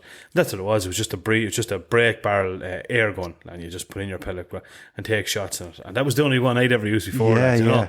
And so when you get older and you think air gun, you know, an air rifle, you think of them and you go, oh fucking hell, these ain't that. Yeah, no, these are next level. And I just think even with there's loads of cool features as well. You know, there's a little hidden chamber in the stock for storing a little bit of ammo. You can have a couple of magazines preloaded to clip into the back of the stock. Then you can have the wooden. Yeah, do you see some of the wooden work stock on the and then the wooden hand grip? Yeah, so you can kind of customize it to your style. Man, and fuck yeah, I'm thinking of getting one. I know, man. We could do the Irish Fairman Basher. Yeah, honest to God, Yeah. man. Yeah, look at the amount of views that fella gets. It's Yeah. human, isn't it? And if anyone Deadly. does, like, that is phenomenal. Now, I don't recommend it now because, like, you'll spend fucking hours watching this fella. Yeah. Oh, another one. Yeah, But like yeah. that, I was just saying to Mick there, like, it would give you a grom. I don't know where I'm going to get the time to fucking do it, but I know. Yeah, I know. A night vision scope on that. And it was some crack. she wouldn't come Shooting in, Brendan. rats. You Yeah. wouldn't, man. You would definitely not. No, just shooting rats would be fucking savage. Yeah, yeah. Price wise, he was saying the different models. Obviously, there's £100 or between kind of each model. But I was just asking him, like, for a man or a woman to go in there and walk away with, a good scope and the Airmaks rifle underneath their arm, ready to rock, Yeah. pumped up with air, and a few bullets in their arm or slugs in their arm. Yeah. In the packet and on their arm, rather. Not in their arm. Not in the arm. No. Hopefully not. Anyway, That'd be the opposite of what you'd want. Yeah. exactly. Yeah. But $2,000. You know, Okay, either side yeah. of $2,000, depending on which model. So Yeah, and then you're talking about obviously there's glass included in that. You've an optics Yeah. included in that. So Yeah. which I mean, I think this started around £1,400. yeah, yes, there you go. Yeah, exactly. You know. Yeah, that's fucking savage. Like, I think that's deadly. Like, yeah, I would urge anyone that is thinking about give Mick our Central Gold Ammo a shout anyway, and just even get a look at one, because I think you'll be very, very pleasantly surprised. We got a little slug off, obviously against targets, and then there was a field being kind of ploughed. Yeah, You know what I mean? There he is, make his targets and stuff set up, and like that, we just let one off into the ground, like, yes. and you want to see the rip of it, Yeah, throwing yeah. up the fucking. Oh, I'm telling you, And this it's was 50, unbelievable, 60 yards away, man. Yeah, oh, there's some power in them. Like, it's crazy. Like, He showed me a picture one of his customers had sent in, out with a few rabbits. yeah. He had 5 rabbits and no damage, man. No, I see. That's another class. See what I thing, mean? 100%, man. That is another class thing about it. Yeah, Like, yeah, zero yeah. damage, man. Zero damage. Like, yeah, exactly. Like, know? even a 2-2, if you don't get in the right place, you're gonna. No, unless you go headshot, man, you know what I mean? Yeah, 100%. Yeah, and it's definitely the 1-7. Like, fucking forget about it. Yeah, Yeah. definitely. Yeah. So, yeah. Have a look at them. Absolutely, They man. are fucking well worth it, without a shadow of a doubt. So, yeah, get on. So you can find the boys in Centre Gold there on Facebook and Instagram. Yeah. I think Owen looks after all Yes. the social media stuff, so he'll and the beauty of there is you can rock on over after hours. Exactly. The guys yeah, are over there They're open. I think they're open nearly every night, bar maybe Friday night. till 8 o'clock or something like that. Yeah. I think 9 o'clock they open. Is it 9 o'clock? Yeah. I think it's 9 o'clock they open. You'll it, be yeah. lucky to get out at 9. You will, yeah. Mick will start chatting to you, and you'll be there for a while, and you'll start exchanging stories. And Yeah. that'll be exactly it, So, yeah, no, that was and then definitely- you'll obviously see the full range then on Airmaks Arms. Yeah, exactly. And Mick he does a whole range. He does shotguns and rifles and everything. But yeah, give them a shout and tell them Out we of sent 10, you. Brenny. Oh man, it's heavy, right? It is heavy, but it's the chassis that's on it and all. It's a heavy. I'm going to score it. I'm going to score it 8.5 out of 10. Yeah, I think that's fair. Yeah. There's a couple of little things, I suppose, like that. Yeah, the weight obviously is a little, they're heavy going. Not overly heavy, but not outrageous heavy. but depending on which model that you want. They're not Bergara heavy, but they're heavy enough. Good man. That's a fucking. Oh, speaking of which, man, I fucking had your Did you? feather in my hand. You weren't supposed to touch that. I'll tell you one thing, man. How dare you? This is like cheating. This is like exactly. to explain how light this fucking gun was, right? Mick said, "Here's the obviously the gun comes in a not in a case but on a holster, like a carry bag Yeah. and a padded carry bag." And he said, "I don't even know whether it's in there or not." I said, "What?" I said, "No, it's not in that." I just opened the zip and the gun was in it. So as light as it was in the foot, it was lighter again when I took it out, man. Yeah, it's unreal, isn't it? I told you, man. It is hard to believe when you have it in your hand. You're there. Fucking hell, like. Yeah. Is that called the super light or something? Super light, yeah. 4 it should be called pounds. super light, man.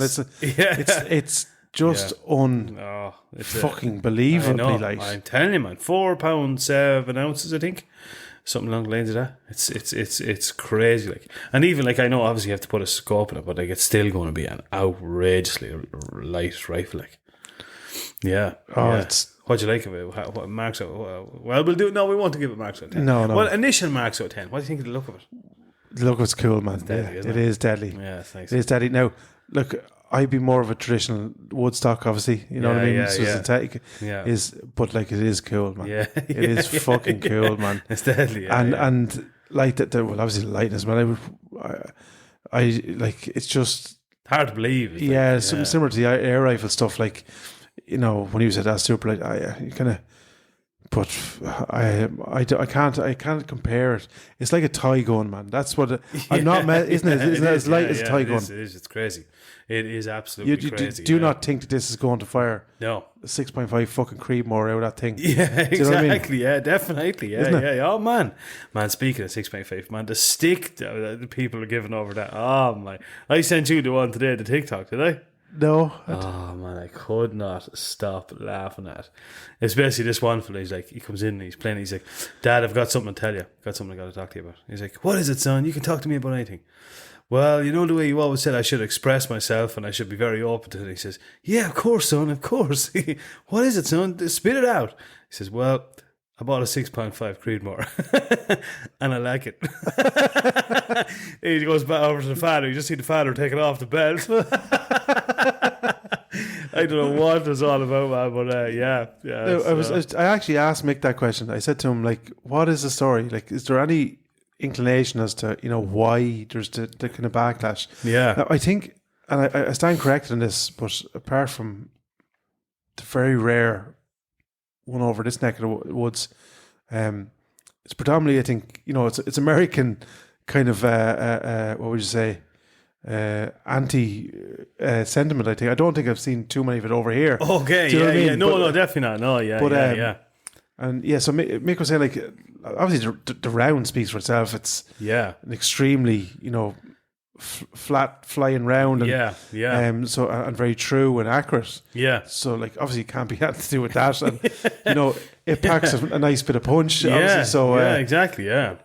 But I think Creedmoor is actually a place in America, I think, where it was designed and formulated. Okay. But he said he just thinks that maybe it could be, you know, because the American contingent, like, bigger is better. Like, exactly. It's too small for them. Like, put a grenade launcher in front of the gun, you're a hero. Exactly.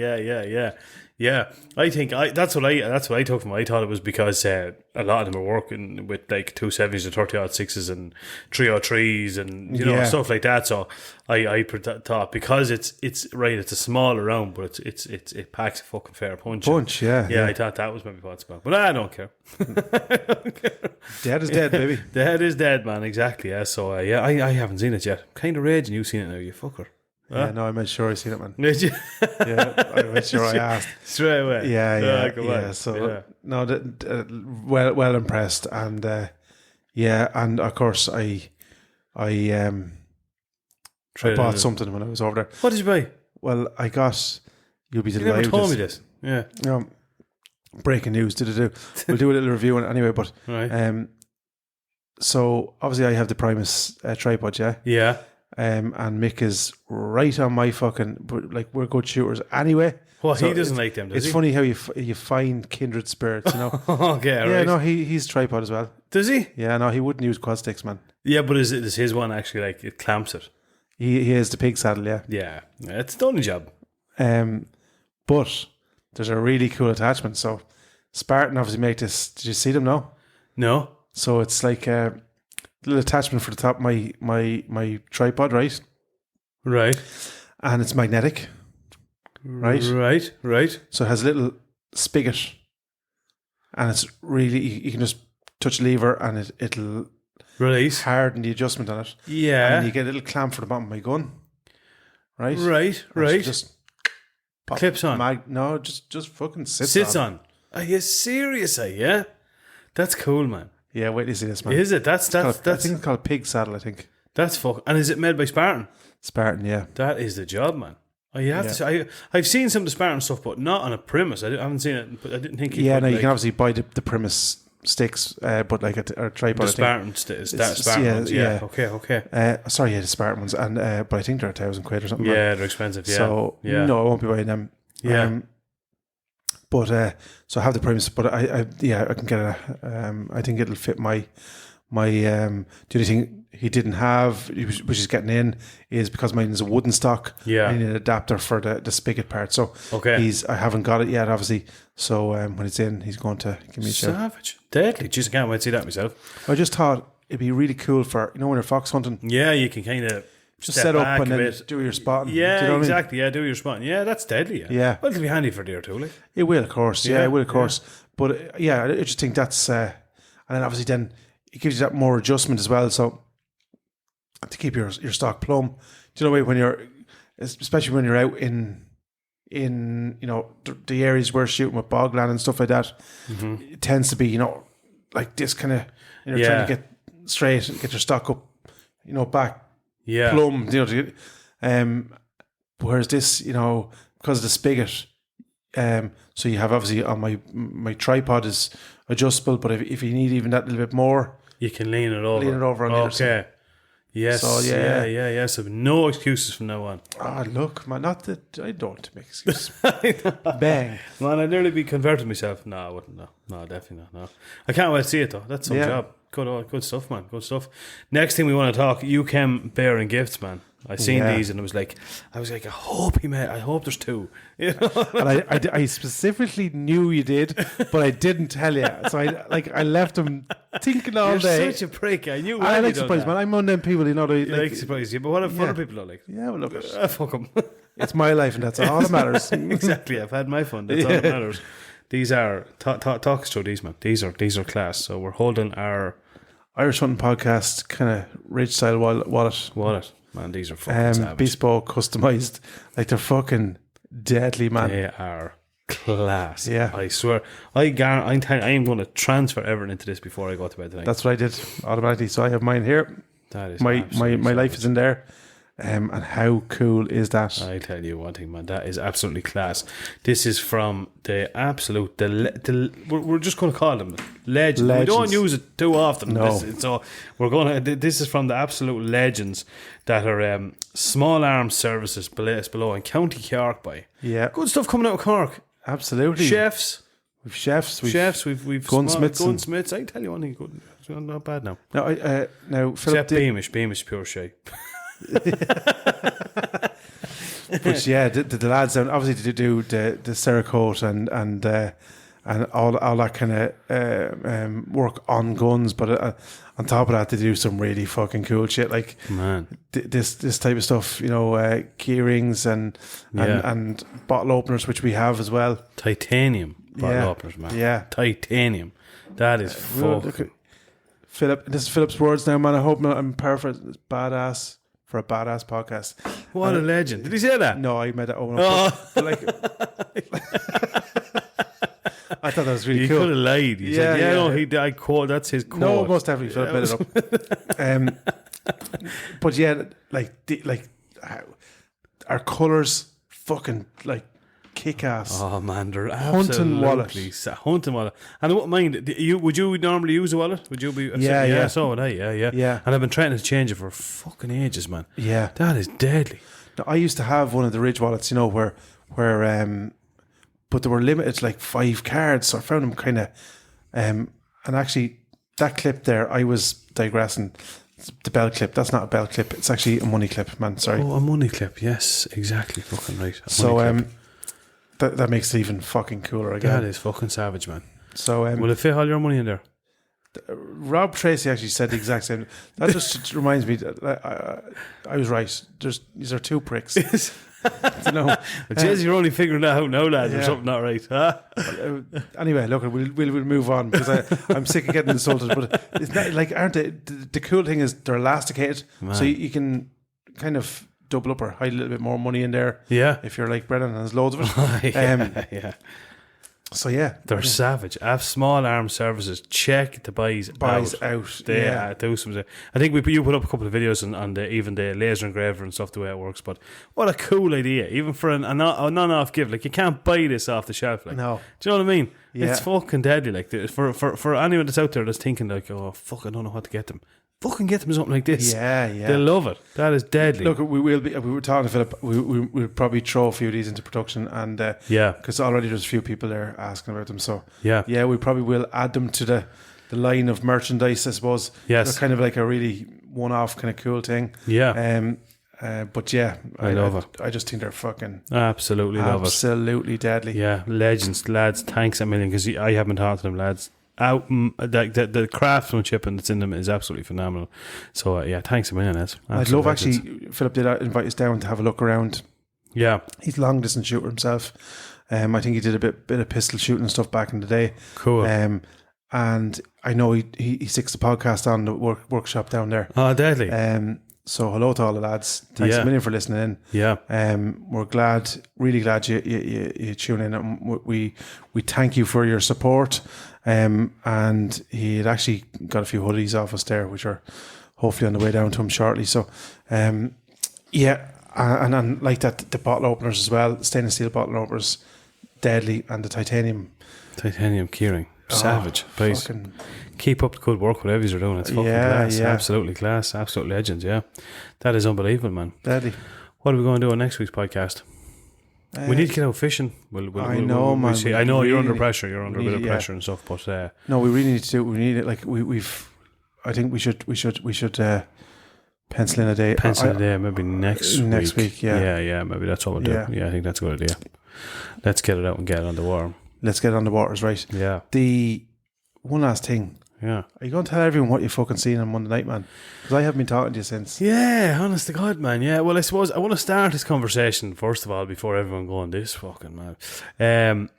I'm not really I won't say I'm not a believer in like conspiracy theories, life outside of Earth, or like afterlife or anything like that. I'm not one of those people that just, I'm not. I don't. It's not something I think about. It's just Brennan. Well, it's just It's all about Brennan. Exactly.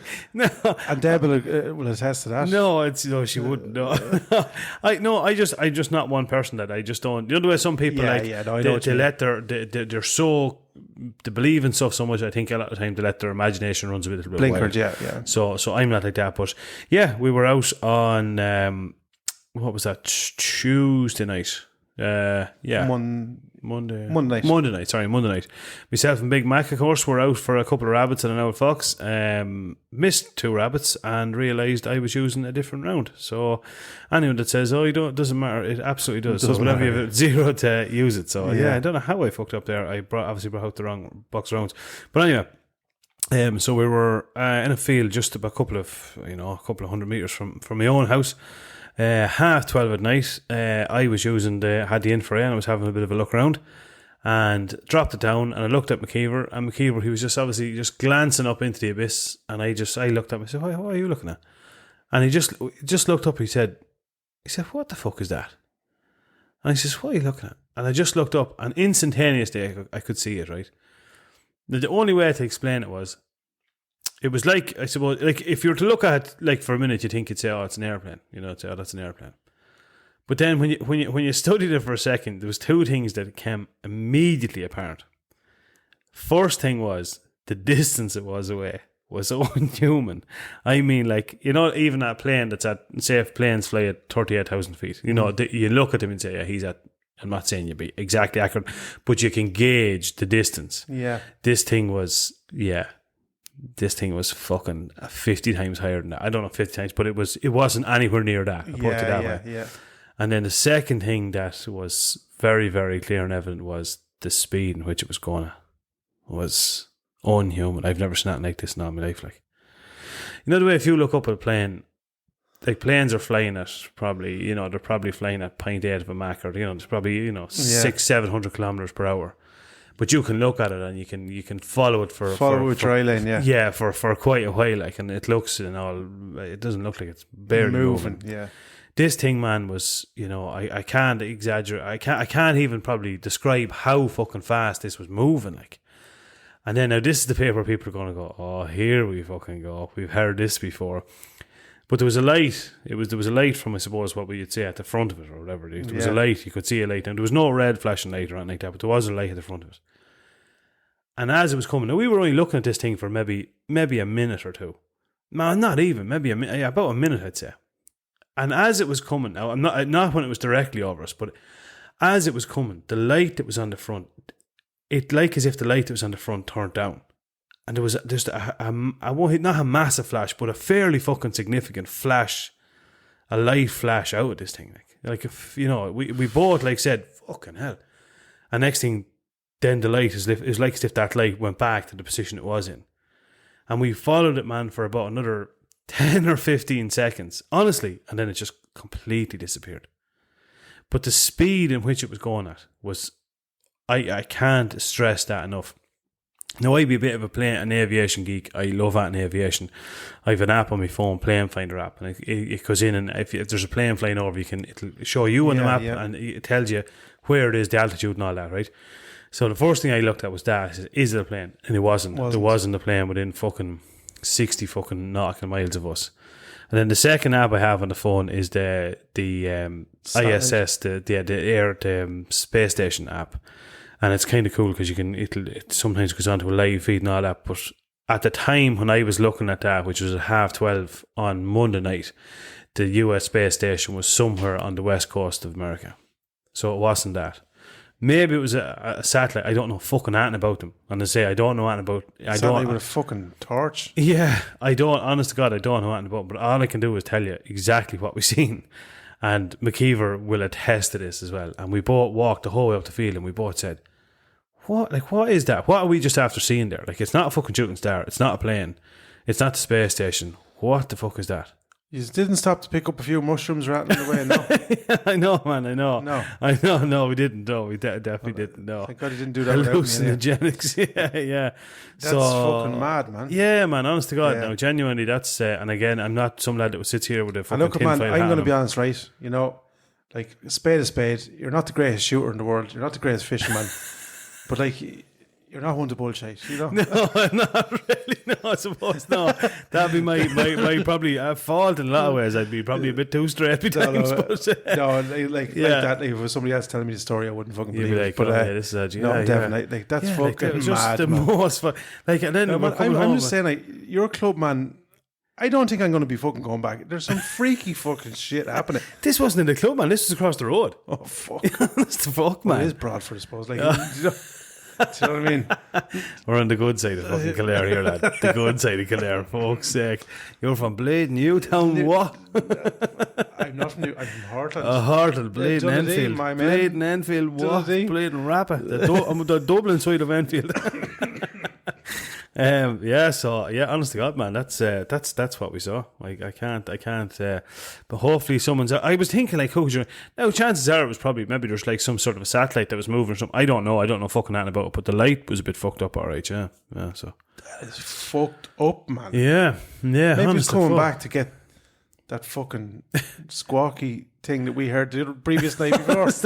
Yeah, exactly.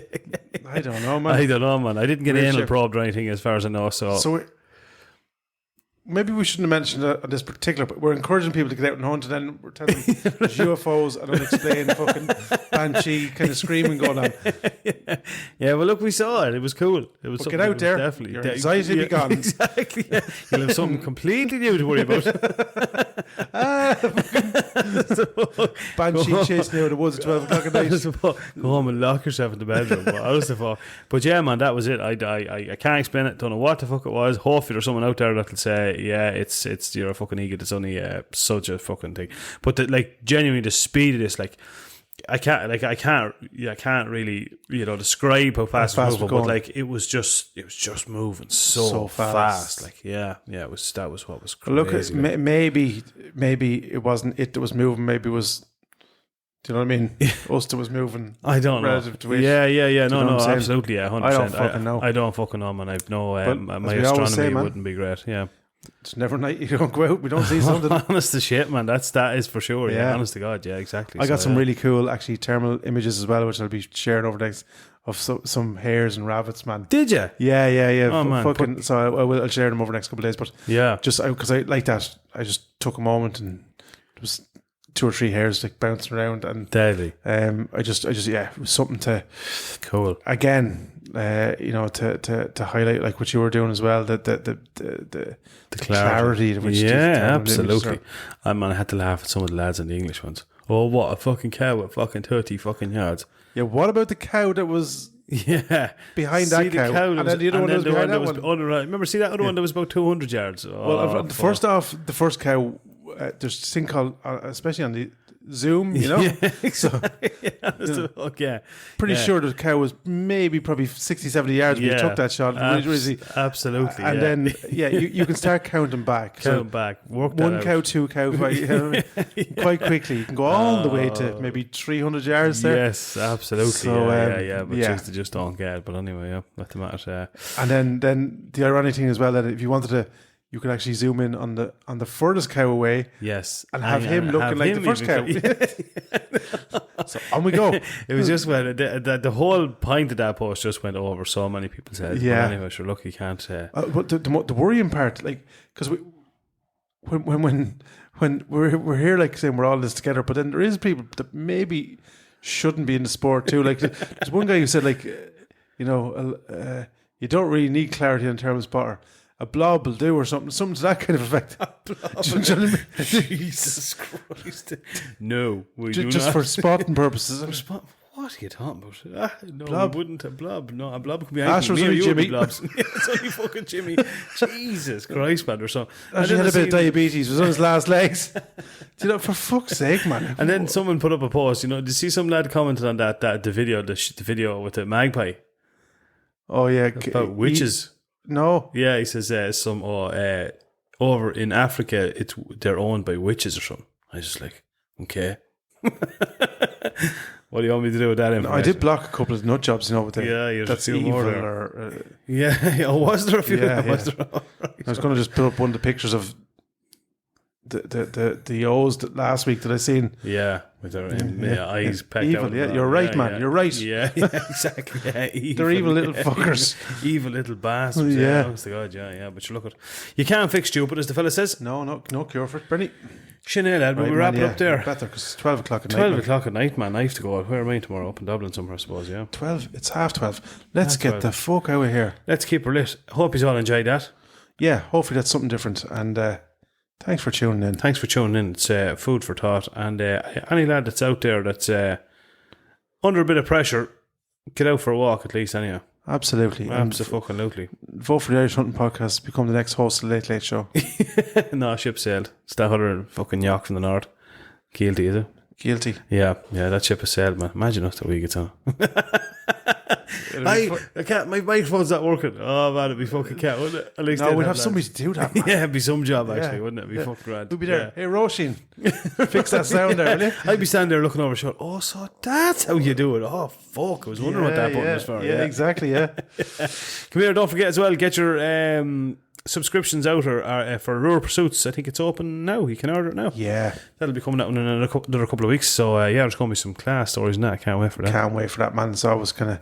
I'm kind of hoping he does another couple of. I look at. He'd want to start doing them every fucking month. Yeah, come on, John, to fuck out that. Yeah. So, but anyway, jump online there, Rural Pursuits on Facebook and Instagram, and it's going to be available. I think in widely in a lot of bookstores and hunt stores over there. Yeah, it's everywhere. It's everywhere. So if not, you can get it online. It's just as handy delivered to your door. Deadly. Sinead, lad, we'll wrap it up there. Over and out, buddy. Have a good one. Take it easy.